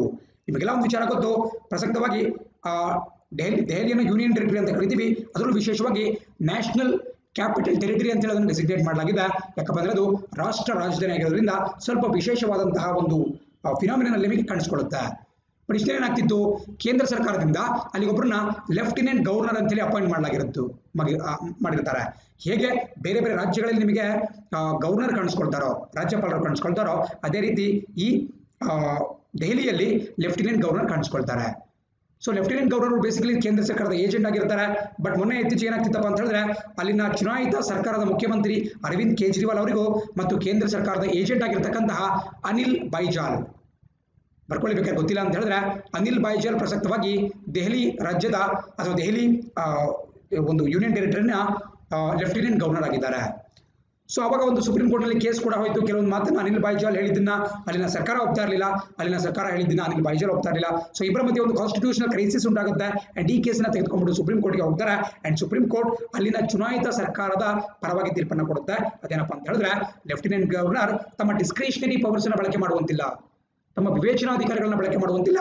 ಬದಲಾಗಿ ಅವರು ಅಲ್ಲಿನ ಸರ್ಕಾರದ, ಅದರ ಏನು ಕೌನ್ಸಿಲ್ ಆಫ್ ಮಿನಿಸ್ಟರ್ಸ್ ಇರುತ್ತೆ, ಕ್ಯಾಬಿನೆಟ್ ಇರುತ್ತೆ, ಸಂಪುಟ ಇರುತ್ತೆ, ಅವರ ಒಂದು ಏಡ್ ಅಂಡ್ ಅಡ್ವೈಸ್ ಅಥವಾ ಅವರ ಶಿಫಾರಸಿನ ಮೇರೆಗೆ ಕಾರ್ಯನಿರ್ವಹಣೆ ಮಾಡಬೇಕಾಗುತ್ತೆ ಅಂತೇಳಿ ಹೇಳಿದ್ರು. ಇದು ಸ್ವಲ್ಪ ನಮ್ಮ ಕೇಂದ್ರ ಸರ್ಕಾರಕ್ಕೆ ಹಿನ್ನಡೆ ಅಂತೇಳಿ ಭಾವಿಸಲಾಗಿದ್ದು. ಸೊ ಇದನ್ನ ಬೈಪಾಸ್ ಮಾಡ್ಕೊಂಡು ಬರಬೇಕು ಅಂತ ಹೇಳಿ ಮತ್ತು ತಮ್ಮ ಒಂದು ಹಿಡಿತವನ್ನ ಮತ್ತೆ ದೆಹಲಿಯ ಮೇಲೆ ಸಾಧಿಸಬೇಕು ಅಂತ ಹೇಳಿ ನಮ್ಮ ಕೇಂದ್ರ ಸರ್ಕಾರ ಈ GNCTD ಬಿಲ್ ಅನ್ನ ಹೊರಗೆ ತರ್ತಾ ಇದೆ. ಸಾಕಷ್ಟು ವಿರೋಧ ವ್ಯಕ್ತವಾಗ್ತಿದೆ. ಬಟ್ ಸರ್ಕಾರ ಹೇಳ್ತಕ್ಕಂತಹದ್ದು, ರಾಷ್ಟ್ರ ರಾಜಧಾನಿ ನ್ಯಾಷನಲ್ ಕ್ಯಾಪಿಟಲ್ ಆಗಿರ್ತಕ್ಕಂಥ ದೆಹಲಿಯಲ್ಲಿ ಕೇಂದ್ರ ಸರ್ಕಾರವೇ ಹೆಚ್ಚಿನ ಅಧಿಕಾರವನ್ನು ಹೊಂದಬೇಕಾಗುತ್ತೆ. ಬಿಕಾಸ್ ಅಲ್ಲಿನ ರಾಜ್ಯ ಸರ್ಕಾರಕ್ಕೆ ನಾವು ಅಧಿಕಾರವನ್ನು ಕೊಟ್ಬಿಟ್ರೆ ಅವರು ತಮ್ಮ ಓನ್ ಹಿತಾಸಕ್ತಿನ ನೋಡ್ತಾರೆ. ಬಿಕಾಸ್ 1998 ನಿಮಗೆ ದೆಹಲಿ ಅಂತಕ್ಕಂಥದ್ದು ಕೇವಲ ಒಂದು ರಾಜ್ಯ ಅಲ್ಲ, ಅದು ಇಡೀ ದೇಶಕ್ಕೆ ಬೇಕಾಗಿರ್ತಕ್ಕಂಥ ಒಂದು ಪ್ರದೇಶ. ಬಿಕಾಸ್ ರಾಷ್ಟ್ರದ ರಾಜಧಾನಿ ಆಗಿರುತ್ತೆ. ಸೊ ಆಯಾ ಲೋಕಲ್ ಹಿತಾಸಕ್ತಿಗಳನ್ನ, ಆ ಒಂದು ಇಂಟ್ರೆಸ್ಟ್ ಅನ್ನ ಮಾತ್ರ ಅಲ್ಲಿ ನೋಡ್ತಾ ಹೋಗೋದಾದ್ರೆ ನಮ್ಮ ರಾಷ್ಟ್ರ ಹಿತಾಸಕ್ತಿಗೆ ಮಾರಕವಾಗುತ್ತೆ. ಹಾಗಾಗಿ ದೆಹಲಿಯಲ್ಲಿ ಹೆಚ್ಚಿನ ಅಧಿಕಾರವನ್ನ ಕೇಂದ್ರಕ್ಕೆ ಕೊಡಬೇಕು ಅನ್ನೋದು ನಮ್ಮ ಕೇಂದ್ರ ಸರ್ಕಾರದ ವಾದ. ಅದನ್ನ ಪುಷ್ಟೀಕರಿಸಲಿಕ್ಕೆ ಈ ಒಂದು ಬಿಲ್ ಅನ್ನ ಜಾರಿಗೆ ತಂದಿದ್ದಾರೆ. ಲೋಕಸಭೆ ಪಾಸ್ ಆಗಿದೆ. ಇನ್ನು ಕೆಲವು ದಿನಗಳಲ್ಲಿ ರಾಷ್ಟ್ರಪತಿಗಳು ಅದಕ್ಕೆ ಸಿಗ್ನೇಚರ್ ಹಾಕೋದ್ರು ಅಂತ ಹೇಳಿದ್ರೆ ಅದು ಒಂದು ಕಾಯ್ದೆಯಾಗಿ ರೂಪುಗೊಳ್ಳುತ್ತೆ. ಸೊ ಇದು ಬಹಳ ಪ್ರಮುಖವಾಗಿರುತ್ತೆ. ಒಂದು ಹಿನ್ನೆಲೆ ಕೊಟ್ಟೆ ಅಷ್ಟೇ ನಿಮಗೆ, ಯಾಕೆ ಈ GNCTD ಅನ್ನುವಂತಹ ಆಕ್ಟ್ ಅನ್ನು ಜಾರಿಗೆ ತಂದ್ರು ಅಂತ ಹೇಳಿ. ಈಗ ಇದರಲ್ಲಿರ್ತಕ್ಕಂತಹ ಕಂಟೆಂಟ್ಸ್ ಅನ್ನು ಗಮನಿಸ್ತಾ ಹೋಗೋದಾದ್ರೆ ಬಹುಮುಖ್ಯವಾಗಿ ಇಲ್ಲಿ ಕಾಣಿಸ್ತಾ ಇದೆ ಗೌರ್ಮೆಂಟ್. ಸೊ ದೆಹಲಿ ಸರ್ಕಾರ, ಡೆಲ್ಲಿ ಗೌರ್ಮೆಂಟ್ ಅಂದ್ರೆ ಇಷ್ಟೇ ನಾವೇನು ಹೇಳ್ತಾ ಇದ್ವಿ, ಅಲ್ಲಿನ ಚುನಾಯಿತ ಸರ್ಕಾರ ಅಂತ ಹೇಳ್ತಿದ್ವಿ. ಬಟ್ ಈಗ ಈ ಒಂದು ತಿದ್ದುಪಡಿಯನ್ನು ಮಾಡಿದ ಬಳಿಕ ಇನ್ಮುಂದೆ ಎಲ್ಲೆಲ್ಲಿ ನಾವು ದೆಹಲಿ ಸರ್ಕಾರ ಅಂತ ಬಳಸ್ತೀವೋ ಅಲ್ಲಿ ನಾವೇನು ಮೀನ್ ಮಾಡ್ತಿದ್ವಪ್ಪ ಅಂತ ಹೇಳಿದ್ರೆ ಲೆಫ್ಟಿನೆಂಟ್ ಗವರ್ನರ್ ಅಂತ ಹೇಳಿ. ಲೆಫ್ಟಿನೆಂಟ್ ಗವರ್ನರ್ ಅಂದ್ರೆ ಇವರು ಕೇಂದ್ರ ಸರ್ಕಾರದ ಒಬ್ಬ ಪ್ರತಿನಿಧಿ. ಸೊ ಲೆಫ್ಟಿನೆಂಟ್ ಗವರ್ನರ್ನ ನಾವು ದೆಹಲಿಯ ಸರ್ಕಾರ ಅಂತೇಳಿ ಅಫಿಷಿಯಲಿ ಡೆಸಿಗ್ನೇಟ್ ಮಾಡಿದ್ದೇವೆ, ಒಂದು ಮಾತು. ಸೆಕೆಂಡ್ ಬಂದ್ಬಿಟ್ಟು widens the discretionary power of LG ಅಂದ್ರೆ ವಿವೇಚನಾಧಿಕಾರ. ಲೆಫ್ಟಿನೆಂಟ್ ಗವರ್ನರ್ಗೆ ವಿವೇಚನಾಧಿಕಾರ ಏನಿರುತ್ತೆ ಅದರ ವ್ಯಾಪ್ತಿಯನ್ನು ಹೆಚ್ಚಳ ಮಾಡ್ತಿದ್ದಾರೆ. ಅಂದ್ರೆ ಹೆಚ್ಚಿನ ಮ್ಯಾಟರ್ಗಳಲ್ಲಿ, ಹೆಚ್ಚಿನ ವಿಚಾರಗಳಲ್ಲಿ ಲೆಫ್ಟಿನೆಂಟ್ ಗವರ್ನರ್ ತಮ್ಮ ವಿವೇಚನಾಧಿಕಾರವನ್ನು ಬಳಸ್ಕೋಬಹುದಾಗುತ್ತೆ. ಅಲ್ಲಿನ ಚುನಾಯಿತ ಸರ್ಕಾರದ ಒಪಿನಿಯನ್ ಬೇಡ ಆಗುತ್ತೆ. ಮತ್ತೊಂದೇನಪ್ಪ ಅಂತ ಹೇಳಿದ್ರೆ ಅಲ್ಲಿನ ಅಸೆಂಬ್ಲಿ ಏನಿದೆ, ಲೆಜಿಸ್ಲೇಟಿವ್ ಕೌನ್ಸಿಲ್ ಅಥವಾ ಲೆಜಿಸ್ಲೇಟಿವ್ ಅಸೆಂಬ್ಲಿ ಅಥವಾ ವಿಧಾನಸಭೆ ಏನು ಬರುತ್ತೆ, ಅವರು ಯಾವುದೇ ಕಾರಣಕ್ಕೂ ಯಾವುದೇ ಒಂದು ಎಕ್ಸಿಕ್ಯೂಟಿವ್ ಆಕ್ಷನ್ ಅನ್ನು ಮಾಡಬೇಕು ಅಂದ್ರೂ ಕೂಡ, ಯಾವುದೇ ಒಂದು ಕಾರ್ಯಾಂಗದ ಅಧಿಕಾರವನ್ನು ಚಲಾಯಿಸಬೇಕು ಅಂದ್ರೂ ಕೂಡ ಅವರು ಲೆಫ್ಟಿನೆಂಟ್ ಗವರ್ನರ್ ಅವರ ಅನುಮತಿಯನ್ನು ಪಡೆದುಕೊಳ್ಬೇಕಾಗುತ್ತೆ. ಮುಂಚೆ ಉಲ್ಟಾ ಇತ್ತು, ಬಟ್ ಈಗ ಲೆಫ್ಟಿನೆಂಟ್ ಗವರ್ನರ್ನ ಸ್ವಲ್ಪ ಉನ್ನತ ಮಟ್ಟದ ಪೊಸಿಷನ್ ಅಲ್ಲಿ ಇಡಲಾಗಿದೆ. ಸರ್ಕಾರ ಮತ್ತೊಂದೇನು ಹೇಳ್ತಪ್ಪ ಅಂದ್ರೆ, ಯಾಕೆ ಈ ಒಂದು ಕಾಯ್ದೆ ಜಾರಿಗೆ ತರ್ತೀವಪ್ಪ ಅಂತ ಹೇಳಿದ್ರೆ, ಮುಂಚೆ ಬಹಳ ಆಂಬಿಗ್ಯೂಸ್ ಆಗಿತ್ತು, ಬಹಳ ಕನ್ಫ್ಯೂಷನ್ ಇತ್ತು, ಕ್ಲಿಯರ್ ಆಗಿ ಗೊತ್ತಾಗ್ತಿರ್ಲಿಲ್ಲ ಲೆಫ್ಟಿನೆಂಟ್ ಗವರ್ನರ್ ಹೆಚ್ಚೋ ಅಥವಾ ಅಲ್ಲಿನ ಸರ್ಕಾರ ಹೆಚ್ಚೋ ಅಂತ ಗೊತ್ತಾಗ್ತಿರ್ಲಿಲ್ಲ. ಬಟ್ ಈಗ ಆಂಬಿಗ್ಯೂಟಿನ ಕ್ಲಿಯರ್ ಮಾಡಬೇಕು ಅಂತ ಹೇಳಿ ಈ GNCTD ಒಂದು ಆಕ್ಟ್ ನ ಜಾರಿಗೆ ತರ್ತಿದ್ದಾರೆ. ಇದನ್ನ ಜಾರಿಗೆ ತಂದ್ರು ಅಂತ ಹೇಳಿದ್ರೆ ಲೆಫ್ಟಿನೆಂಟ್ ಗವರ್ನರ್ ಸ್ವಲ್ಪ ಉನ್ನತ ಮಟ್ಟದ ಸ್ಥಾನವನ್ನು ಪಡೆದುಕೊಳ್ತಾರೆ ಮತ್ತು ಸರ್ಕಾರ, ಅಲ್ಲಿನ ಚುನಾಯಿತ ಸರ್ಕಾರ ಸ್ವಲ್ಪ ಕೆಳಗಡೆ ಹೋಗುತ್ತೆ. ಕೆಲವೊಂದು ಲೆಕ್ಕದಲ್ಲಿ ನೋಡಿದ್ರೆ ಇದು ಆಕ್ಚುಲಿ ನೆಸೆಸರಿ ಅಂತ ಹೇಳ್ಬೋದಾಗುತ್ತೆ. ಬಿಕಾಸ್ ಕೇಂದ್ರ ಸರ್ಕಾರದ ಅಡಿಯಲ್ಲೇ ರಾಷ್ಟ್ರ ರಾಜಧಾನಿ ಇರಬೇಕಾಗುತ್ತೆ. ಇಲ್ಲಾಂದ್ರೆ ಜಟಾಪಟಿ ನಡೀತಾ ಇತ್ತು ಅಂತ ಹೇಳಿದ್ರೆ ನಮ್ಮ ಓವರ್ ಆಲ್ ನ್ಯಾಷನಲ್ ಇಂಟ್ರೆಸ್ಟ್ಗೆ ಒಂದು ಹಿನ್ನಡೆ ಉಂಟಾಗುತ್ತೆ. ಇದು ಬಹಳ ಪ್ರಮುಖವಾಗಿರುತ್ತೆ. ಸ್ವಲ್ಪ ಡೀಟೇಲ್ ಆಗಿ ಇನ್ಕ್ಲೂಡ್ ಮಾಡ್ಕೊಂಡು ಟ್ರೈ ಮಾಡಿದ್ದೇನೆ. ತುಂಬಾ ಜನಕ್ಕೆ ಬಹಳ ಹೆವಿ ಅನಿಸ್ತಾ ಇರಬಹುದು. ದಯವಿಟ್ಟು ಸ್ವಲ್ಪ ಪೇಷನ್ಸ್ ಇಟ್ಬಿಟ್ಟು ಕೇಳ್ಕೋಬೇಕಾಗುತ್ತೆ. ಇನ್ನೊಂದು ಸ್ವಲ್ಪ ಬ್ಯಾಕ್ಗ್ರೌಂಡ್ ನೀವು ನೋಡ್ತಾ ಹೋಗೋದಾದ್ರೆ ನಿಮ್ಗೆಲ್ಲ ಒಂದು ವಿಚಾರ ಗೊತ್ತಿರಬೇಕು. 1956ನೇ ಇಸ್ವಿಯಿಂದ 1993ನೇ ಇಸ್ವಿ 1956 to 1993 ವರೆಗೂ ದೆಹಲಿಯಲ್ಲಿ ವಿಧಾನಸಭೆನೇ ಇರಲಿಲ್ಲ. ಅಲ್ಲಿನ ಒಂದು ಎಲೆಕ್ಟೆಡ್ ಲೆಜಿಸ್ಲೇಟಿವ್ ಕೌನ್ಸಿಲ್, ಲೆಜಿಸ್ಲೇಟಿವ್ ಅಸೆಂಬ್ಲಿನೇ ಇರಲಿಲ್ಲ. ಯಾಕಪ್ಪ ಅಂತ ಹೇಳಿದ್ರೆ ದೆಹಲಿ ಒಂದು ಯೂನಿಯನ್ ಟೆರಿಟರಿ ತರ ಕನ್ಸಿಡರ್ ಮಾಡಿರೋ ಕಾರಣದಿಂದ ಅಲ್ಲಿಗೆ ನಾವು ಒಂದು ಅಸೆಂಬ್ಲಿನ ಕೊಟ್ಟಿರಲಿಲ್ಲ. ಫಾರ್ ಎಕ್ಸಾಂಪಲ್ ನಿಮಗೆ ಯಾವ ರೀತಿ ಲಡಾಖ್ ಕಾಣಿಸ್ಕೊಳ್ಳುತ್ತೋ, ಯಾವ ರೀತಿ ಲಕ್ಷದ್ವೀಪ್ ಕಾಣಿಸ್ಕೊಳ್ಳುತ್ತೋ, ಸೊ ಯಾವ ರೀತಿ ಅಂಡಮಾನ್ ನಿಕೋಬಾರ್ ಕಾಣಿಸ್ಕೊಳ್ಳುತ್ತೋ, ಸೊ ಅದೇ ರೀತಿ ಇದನ್ನ ಈ ಚುನಾಯಿತ ಸರ್ಕಾರ ಇಲ್ಲದೆ ಇರತಕ್ಕಂತಹ ಒಂದು ಕೇಂದ್ರಾಡಳಿತ ಪ್ರದೇಶ ಅಂತ ನಾವು ಡಿಸಿಗ್ನೇಟ್ ಮಾಡಿದ್ವಿ. ಬಟ್ ಒಂದು ವಿಷಯ ನಿಮಗೆ ನೆನಪಿರಬೇಕಾಗುತ್ತೆ, 1991ನೇ ಇಸ್ವಿಯಲ್ಲಿ 1991ನಲ್ಲಿ 69ನೇ 69th ಕಾನ್ಸ್ಟಿಟ್ಯೂಷನಲ್ ಅಮೆಂಡ್ಮೆಂಟ್ ಆಕ್ಟ್ 69ನೇ ಸಂವಿಧಾನ ತಿದ್ದುಪಡಿ ಕಾಯ್ದೆ ಅಂತ ಜಾರಿಗೆ ಬರುತ್ತೆ. ಆ ಕಾಯ್ದೆ ಅಡಿಯಲ್ಲಿ ಈ ದೆಹಲಿ ಯೂನಿಯನ್ ಟೆರಿಟರಿ ಏನಿರುತ್ತೆ ಅದನ್ನ ವಿಶೇಷವಾಗಿ ಡಿಸಿಗ್ನೇಟ್ ಮಾಡಲಾಗುತ್ತೆ, ಸ್ಪೆಷಲ್ ಡಿಸಿಗ್ನೇಷನ್ ಕೊಡಲಾಗುತ್ತೆ. ಏನಪ್ಪಾ ಅಂತ ಹೇಳಿದ್ರೆ NCT, national capital territory of Delhi ಅಂತ ಹೇಳಿ, ಅಂದ್ರೆ ರಾಷ್ಟ್ರ ರಾಜಧಾನಿ ವಲಯ ಅಂತ ಹೇಳಿ ಅದನ್ನ ಡಿಸಿಗ್ನೇಟ್ ಮಾಡಲಾಗುತ್ತೆ. ಸೊ ಬೇರೆ ಯೂನಿಯನ್ ಟೆರಿಟರಿಗಳಿಗಿಂತ ಇದಕ್ಕೆ ಬಹಳ ವಿಶೇಷವಾದಂತಹ ಒಂದು ಪೊಸಿಷನ್ ಕೊಡಲಾಗುತ್ತೆ. ಜೊತೆಗೆ ಈ 1991ನಲ್ಲಿ ಬರತಕ್ಕಂತಹ 69ನೇ ಸಂವಿಧಾನ ತಿದ್ದುಪಡಿಯಲ್ಲಿ ಅದಕ್ಕೆ ಒಂದು ಚುನಾಯಿತ ಸರ್ಕಾರವನ್ನು ಕೂಡ ಕೊಡಲಾಗುತ್ತೆ, ಎಲೆಕ್ಟೆಡ್ ಗೌರ್ಮೆಂಟ್ ಅನ್ನು ಕೂಡ ಅಲ್ಲಿಗೆ ನಾವು ಕೊಡ್ತೀವಿ. ಬಟ್ ಸ್ವಲ್ಪ ಡೀಟೇಲ್ಸ್ ಸಪರೇಟ್ ಆಗಿರ್ತದೆ, ನಾನು ಹೇಳ್ತೀನಿ. ಅಂಡ್ ಮತ್ತೊಂದು ಏನಪ್ಪಾ ಅಂತ ಹೇಳಿದ್ರೆ, ಯೂಶುವಲ್ ಆಗಿ ಒಂದು ರಾಜ್ಯದಲ್ಲಿ ಚುನಾಯಿತ ಸರ್ಕಾರ ಆಯಿತು ಅಂತ ಹೇಳಿದ್ರೆ ಅವರು ರಾಜ್ಯ ಪಟ್ಟಿ ಮತ್ತು ಸಮವರ್ತಿ ಪಟ್ಟಿಯಲ್ಲಿ ಬರ್ತಕ್ಕಂಥ ಯಾವುದೇ ವಿಚಾರದ ಮೇಲೆ ಕಾಯ್ದೆಗಳನ್ನ ಕಾನೂನುಗಳನ್ನು ರಚನೆ ಮಾಡಬಹುದು. ಬಟ್ ದೆಹಲಿಯಲ್ಲಿ ವಿಶೇಷವಾಗಿ ಅದು ನ್ಯಾಷನಲ್ ಕ್ಯಾಪಿಟಲ್ ಟೆರಿಟರಿ ಆಗಿರೋದ್ರಿಂದ ಅಲ್ಲಿ ಎಕ್ಸಂಪ್ಷನ್ ಇರುತ್ತೆ. ಏನಪ್ಪಾ ಅಂತ ಹೇಳಿದ್ರೆ ಅಲ್ಲಿನ ಚುನಾಯಿತ ಸರ್ಕಾರ ಎಲ್ಲಾ ವಿಷಯದ ಮೇಲೆ ಮಾಡಬಹುದು, ರಾಜ್ಯ ಪಟ್ಟಿ ಮತ್ತು ಸಮವರ್ತಿ ಪಟ್ಟಿ ಇರತಕ್ಕಂತಹ ವಿಚಾರಗಳ ಮೇಲೆ ಕಾಯ್ದೆಗಳನ್ನ ರೂಪಿಸಬಹುದು. ಬಟ್ 3 ಟಾಪಿಕ್ಸ್ ಅನ್ನ 3 ಒಂದು ಸಬ್ಜೆಕ್ಟ್ಸ್ ಅನ್ನ ಬಿಟ್ಕೊಡ್ಬೇಕಾಗುತ್ತೆ. ಅದು ಯಾವ್ದಪ್ಪ ಅಂತ ಹೇಳಿದ್ರೆ ಈ ಭಾಗದಲ್ಲಿ ಕಾಣಿಸ್ತಾ ಇದೆ, ದಯವಿಟ್ಟು ನೋಡ್ಕೊಳ್ಳಿ, ಪರೀಕ್ಷೆಗಳು ಕೇಳ್ತಾರೆ. Public order, police and land, ಅಂದ್ರೆ ಸಾರ್ವಜನಿಕ, ನಾವೇನು ಪಬ್ಲಿಕ್ ಆರ್ಡರ್ ಅಂತ ಕರಿತೀವಿ, ಒಂದು ಲಾ ಅಂಡ್ ಆರ್ಡರ್ ಅಂತ ನಾವೇನು ಕರಿತೀವಿ ಅದು, ಮತ್ತು ಪೊಲೀಸ್ ವ್ಯವಸ್ಥೆ ಮತ್ತು ಅಲ್ಲಿನ ಭೂಗೆ ಸಂಬಂಧಪಟ್ಟಂಗೆ, ಲ್ಯಾಂಡ್ಗೆ ಸಂಬಂಧಪಟ್ಟಂಗೆ 3 ವಿಷಯಗಳನ್ನ ಅದು ಆ ಒಂದು ವ್ಯಾಪ್ತಿಯಿಂದ ಹೊರಗಡೆ ಇಡುತ್ತೆ. ಸೊ ದಟ್ ಈ 3 ವಿಚಾರಗಳು ರಾಜ್ಯ ಪಟ್ಟಿಯಲ್ಲಿ ಬಂದರೂ ಕೂಡ ಅಲ್ಲಿನ ಚುನಾಯಿತ ಸರ್ಕಾರ ಇವುಗಳ ಮೇಲೆ ಶಾಸನವನ್ನು ರಚಿಸತಕ್ಕಂತಹ ಅಧಿಕಾರವನ್ನ ಹೊಂದಿರಲಿಲ್ಲ. ಇದರಾಗಿ ಸೆಂಟ್ರಲ್ ಗೌರ್ಮೆಂಟ್ ಮಾಡ್ತಿತ್ತು. ಇವತ್ತಿಗೂ ದೆಹಲಿ ಪೊಲೀಸರು ಯಾರ ಕೆಳಗೆ ಕಾರ್ಯನಿರ್ವಹಣೆ ಮಾಡ್ತಾರಪ್ಪ ಅಂತ ಹೇಳಿದ್ರೆ ನಮ್ಮ ಕೇಂದ್ರ ಸರ್ಕಾರದ ಕೆಳಗೆ ಕಾರ್ಯನಿರ್ವಹಣೆ ಮಾಡ್ತಾರೆ. ಅದೇ ನೀವು ಕರ್ನಾಟಕ ಪೊಲೀಸ್, ಕೇರಳ ಪೊಲೀಸ್, ಬೇರೆ ರಾಜ್ಯಗಳ ಪೊಲೀಸ್ಗಳನ್ನ ನೋಡಿದ್ರೆ ಅವ್ರೇನ್ ಮಾಡ್ತಾರೆ ಅಂತ ಹೇಳಿದ್ರೆ ರಾಜ್ಯ ಸರ್ಕಾರದ ಅಧೀನದಲ್ಲಿ ಕಾರ್ಯನಿರ್ವಹಣೆ ಮಾಡ್ತಾರೆ. ಸೊ ಈ 3 ಟಾಪಿಕ್ ಅನ್ನ ಅದರಿಂದ ಹೊರಗೆ ಇಡಲಾಗಿತ್ತು. ಸೊ ಸ್ವಲ್ಪ ಡಿಫ್ರೆನ್ಸ್ ನಿಮಗೆ ಗೊತ್ತಿರಬೇಕಾಗುತ್ತೆ. ಅಷ್ಟೇ ಅಲ್ಲ, ಮತ್ತೊಂದೇನಪ್ಪ ಅಂತ ಹೇಳಿದ್ರೆ ಅಲ್ಲಿ 70 ಜನ ಸದಸ್ಯರ ವಿಧಾನಸಭೆಗೆ ಅನುಮತಿಯನ್ನು ಕೊಡಲಾಯಿತು 1991ನಲ್ಲಿ ಈ ಒಂದು ಕಾಯ್ದೆಯ ಪ್ರಕಾರ. ಅಂಡ್ ಇದಕ್ಕೆ ಸಂಬಂಧಪಟ್ಟಂಗೆ ಆರ್ಟಿಕಲ್ ಕೂಡ ಬಹಳ ಇಂಪಾರ್ಟೆಂಟ್, ಬರ್ಕೊಳ್ಳಿ. ಆರ್ಟಿಕಲ್ 239AA 239AA ಅನ್ನುವಂಥ ಒಂದು ವಿಧಿಯ ಅಡಿಯಲ್ಲಿ ಈ ಕೆಲವೊಂದು ಪ್ರಾವಿಷನ್ಸ್ ನಲ್ಲಿ ಕೊಡಲಾಗಿರುತ್ತೆ. ಅಂಡ್ ಅಲ್ಲಿ 70 ಜನ ಸದಸ್ಯರ ವಿಧಾನಸಭೆಯನ್ನ ನೇಮಕ ಮಾಡಬೇಕು ಅಂತ ಹೇಳಿ ತೀರ್ಮಾನ ಆಗಿರುತ್ತೆ. ಅಂಡ್ ಜೊತೆಗೆ ಅಲ್ಲಿನ ಏನು ಕೌನ್ಸಿಲ್ ಆಫ್ ಮಿನಿಸ್ಟರ್ಸ್ ಅಥವಾ ಅಲ್ಲಿನ ಸಂಪುಟ ಏನ್ ಬರುತ್ತೆ, ಈ ಮಂತ್ರಿಮಂಡಲ ಏನ್ ಬರುತ್ತೆ, ಮಂತ್ರಿಮಂಡಲವನ್ನ ಕೇವಲ 7ಕ್ಕೆ ಲಿಮಿಟ್ ಮಾಡಲಾಗುತ್ತೆ. 7 ಮೆಂಬರ್ಸ್ ಇಂದ ಕೌನ್ಸಿಲ್ ಆಫ್ ಮಿನಿಸ್ಟರ್ಸ್. ಒಂದು ವಿಚಾರ ನೀವು ನೆನ್ಪಿಟ್ಕೋಬೇಕು, ನಮ್ಮ 91ನೇ ಸಂವಿಧಾನಿಕ ತಿದ್ದುಪಡಿ 91st ಕಾನ್ಸ್ಟಿಟ್ಯೂಷನ್ ಅಮೆಂಡ್ಮೆಂಟ್ ಆಕ್ಟ್ ಅಡಿಯಲ್ಲಿ ಏನ್ ಮಾಡಲಾಗುತ್ತಪ್ಪ ಅಂತ ಹೇಳಿದ್ರೆ ನಮ್ಮ ದೇಶದಲ್ಲಿ ಅದು ಕೇಂದ್ರ ಸರ್ಕಾರ ಇರಬಹುದು, ರಾಜ್ಯ ಸರ್ಕಾರಗಳಿರಬಹುದು, ಆ ಒಂದು ಸಭೆ, ಚುನಾಯಿತ ವಿಧಾನಸಭೆ ಅಥವಾ ಲೋಕಸಭೆ ಏನಿರುತ್ತೆ ಅದರ 15% ಮೀರಬಾರದು. ಅಂದ್ರೆ ಫಾರ್ ಎಕ್ಸಾಂಪಲ್ 100 ಜನ ಸದಸ್ಯರಿರ್ತಕ್ಕಂತಹ ಒಂದು ವಿಧಾನಸಭೆ ಇದೆ ಅಂತ ಹೇಳಿದ್ರೆ ಅಲ್ಲಿನ ಈ ಮಂತ್ರಿಗಳ ಸಂಖ್ಯೆ, ನಂಬರ್ ಆಫ್ ಮಿನಿಸ್ಟರ್ಸ್ 15 ಮೀರಬಾರದು ಅಂತ ಹೇಳಿ ಸೂಚನೆಯನ್ನ ಕೊಟ್ಟಿದ್ರು. ಬಟ್ ಅದೆಲ್ಲಾ ರಾಜ್ಯಗಳಿಗೆ ಅಪ್ಲಿಕೇಬಲ್ ಆಗುತ್ತೆ, ಬಟ್ ದೆಹಲಿಗೆ ಅಪ್ಲಿಕೇಬಲ್ ಆಗಲ್ಲ. ದೆಹಲಿ ಏನಪ್ಪಾ ಅಂತ ಹೇಳಿದ್ರೆ 10% ಮೀರಬಾರದು. So number of ministers in Delhi is lesser then other states. ಬೇರೆ ರಾಜ್ಯಗಳಿಗೆ ಕಂಪೇರ್ ಮಾಡಿದ್ರೆ ದೆಹಲಿಯಲ್ಲಿ ಇರತಕ್ಕಂತಹ ಮಂತ್ರಿಗಳ ಸಂಖ್ಯೆ ಕಡಿಮೆ ಇರುತ್ತೆ. ಬಿಕಾಸ್ ಕರ್ನಾಟಕದಂತಹ ಬೇರೆ ಬೇರೆ ರಾಜ್ಯಗಳಲ್ಲಿ ನಿಮಗೆ 15% ಮಂತ್ರಿಗಳು ಇರ್ತಾರೆ, ದೆಹಲಿಯಲ್ಲಿ ಕೇವಲ 10% ಮಂತ್ರಿಗಳು ಇರ್ತಾರೆ. ದಟ್ ಮೀನ್ಸ್ 70 ಜನ ವಿಧಾನಸಭೆ ಇದ್ದಾರೆ ಅಂತ ಹೇಳಿದ್ರೆ 7 ಜನ ಮಾತ್ರ ಮಂತ್ರಿಗಳು ಇರ್ತಾರೆ. ಇವತ್ತಿಗೂ ನೀವು ಇಂಟರ್ನೆಟ್ ಓಪನ್ ಮಾಡ್ಬಿಟ್ಟು ನೋಡಿದ್ರೆ ದೆಹಲಿಯಲ್ಲಿ ಎಷ್ಟು ಜನ ಮಂತ್ರಿಗಳಿದ್ದಾರೆ ಅಂತ ಹೇಳಿದ್ರೆ 7 ಜನ ಮಂತ್ರಿಗಳು ಮಾತ್ರ ಕಾಣಿಸ್ಕೊಳ್ತಾರೆ. Very very important, including chief minister. So ಇಷ್ಟು ಸ್ವಲ್ಪ ಡಿಫ್ರೆನ್ಸಸ್ ನಿಮಗೆ ಗೊತ್ತಿರಬೇಕಾಗಿರ್ತಕ್ಕಂಥದ್ದು. ಸೊ 1991ನಲ್ಲಿ ಈ ಒಂದು ಕಾಯ್ದೆ ಏನ್ ಬರುತ್ತೆ, ಒಂದು ಸಂವಿಧಾನಿಕ ತಿದ್ದುಪಡಿ ಏನ್ ಬರುತ್ತೆ, ಅದು ಬಂದ್ಮೇಲೆ 93ನೇ ಇಸ್ವಿಯಲ್ಲಿ ಅಲ್ಲಿ ಮತ್ತೆ ಈ ಚುನಾಯಿತ ವಿಧಾನಸಭೆಯನ್ನ ರೀಇನ್ಸ್ಟೇಟ್ ಮಾಡಲಾಗುತ್ತೆ ಚುನಾಯಿತ ಸರ್ಕಾರ. ಬಟ್ 1993 ಇಂದ 2020 ಹಾಗೆ ಕಂಟಿನ್ಯೂ ಆಗ್ತಾ ಇತ್ತು. ಈಗ 2021ರಲ್ಲಿ ಆ ಒಂದು ಚುನಾಯಿತ ಸರ್ಕಾರನೇ ತೆಗೆದಾಕಲ್ಲ, ಬಟ್ ಅದಕ್ಕಿರ್ತಕ್ಕಂತಹ ಪವರ್ಸ್ ಅನ್ನ ಕರ್ಟೇಲ್ ಮಾಡಲಾಗುತ್ತೆ, ಅದಕ್ಕಿರ್ತಕ್ಕಂಥ ಅಧಿಕಾರವನ್ನ ಕಡಿತಗೊಳಿಸಲಾಗುತ್ತೆ. ಸೊ ಈ ಒಂದು ವಿಚಾರ ನಿಮಗೆ ಬಹಳ ಚೆನ್ನಾಗಿ ಗೊತ್ತಿರಬೇಕಾಗಿದೆ. ತುಂಬಾ ಡೀಪ್ ಆಗಿದೆ ಅನ್ಸಬಹುದು, ಬಟ್ ಆದ್ರೂ ಕೂಡ ನಾನು ಖಂಡಿತ ನಿಮಗೆ ಹೇಳ್ತೀನಿ, ಎಷ್ಟೇ ಟಫ್ ಅನ್ಸ್ತಾ ಇದ್ರು ಪರವಾಗಿಲ್ಲ, ದಯವಿಟ್ಟು ನೋಟ್ ಮಾಡ್ಕೊಳ್ಳಿ, ಪರೀಕ್ಷೆಯಲ್ಲಿ ಖಂಡಿತ ಕೇಳಬಹುದು. ಸೊ ಬೇರೆಯವರಿಗೆ ಮಾರ್ಕ್ಸ್ ಅನ್ನು ತೆಗೆದಾಗದೇ ಇರುವಂತಹ ಜಾಗದಲ್ಲಿ ನೀವು ಮಾರ್ಕ್ಸ್ ತೆಗೆದು ಲೀಡ್ ಕೊಡಬೇಕಾಗುತ್ತೆ. ಸೊ ಸ್ಪೆಸಿಫಿಕಲಿ ಇಂತಹ ಒಂದು ಪಾಯಿಂಟ್ಸ್, ಬಿಕಾಸ್ ಯೂಶುವಲ್ ಆಗಿ ನಿಮಗೆ ಪೇಪರ್ಗಳಲ್ಲಿ ಅಥವಾ ನಿಮಗೆ ಯೂಶುವಲ್ ಆಗಿ ಎಲ್ಲೂ ಸಿಗಲ್ಲ, ಇದನ್ನ ಬಹಳ ಸರ್ಚ್ ಮಾಡಿ ನಿಮಗೆ ಡೀಟೇಲ್ಸ್ ಅನ್ನು ಕೊಡ್ತಾ ಇರ್ತಕ್ಕಂಥದ್ದು. ಸೊ ನಿಮ್ಮ ನೋಟ್ಬುಕ್ ಅಲ್ಲಿ ಇದ್ರೆ ಬಹಳ ಒಳ್ಳೆಯದಾಗುತ್ತೆ. ಅಂಡ್ ಇದರೊಂದಿಗೆ ಇವತ್ತಿನ ಪ್ರಮುಖ ದಿನಪತ್ರಿಕೆಗಳ ವಿಶ್ಲೇಷಣೆ ಮುಕ್ತ ಆಗುತ್ತೆ. ನಾಳೆ ಇದೇ ಸಮಯಕ್ಕೆ ನಿಮ್ಮನ್ನ ಮತ್ತೆ ಭೇಟಿ ಮಾಡ್ತೀನಿ. Thanks for watching the video. See you from side. Jai Hind.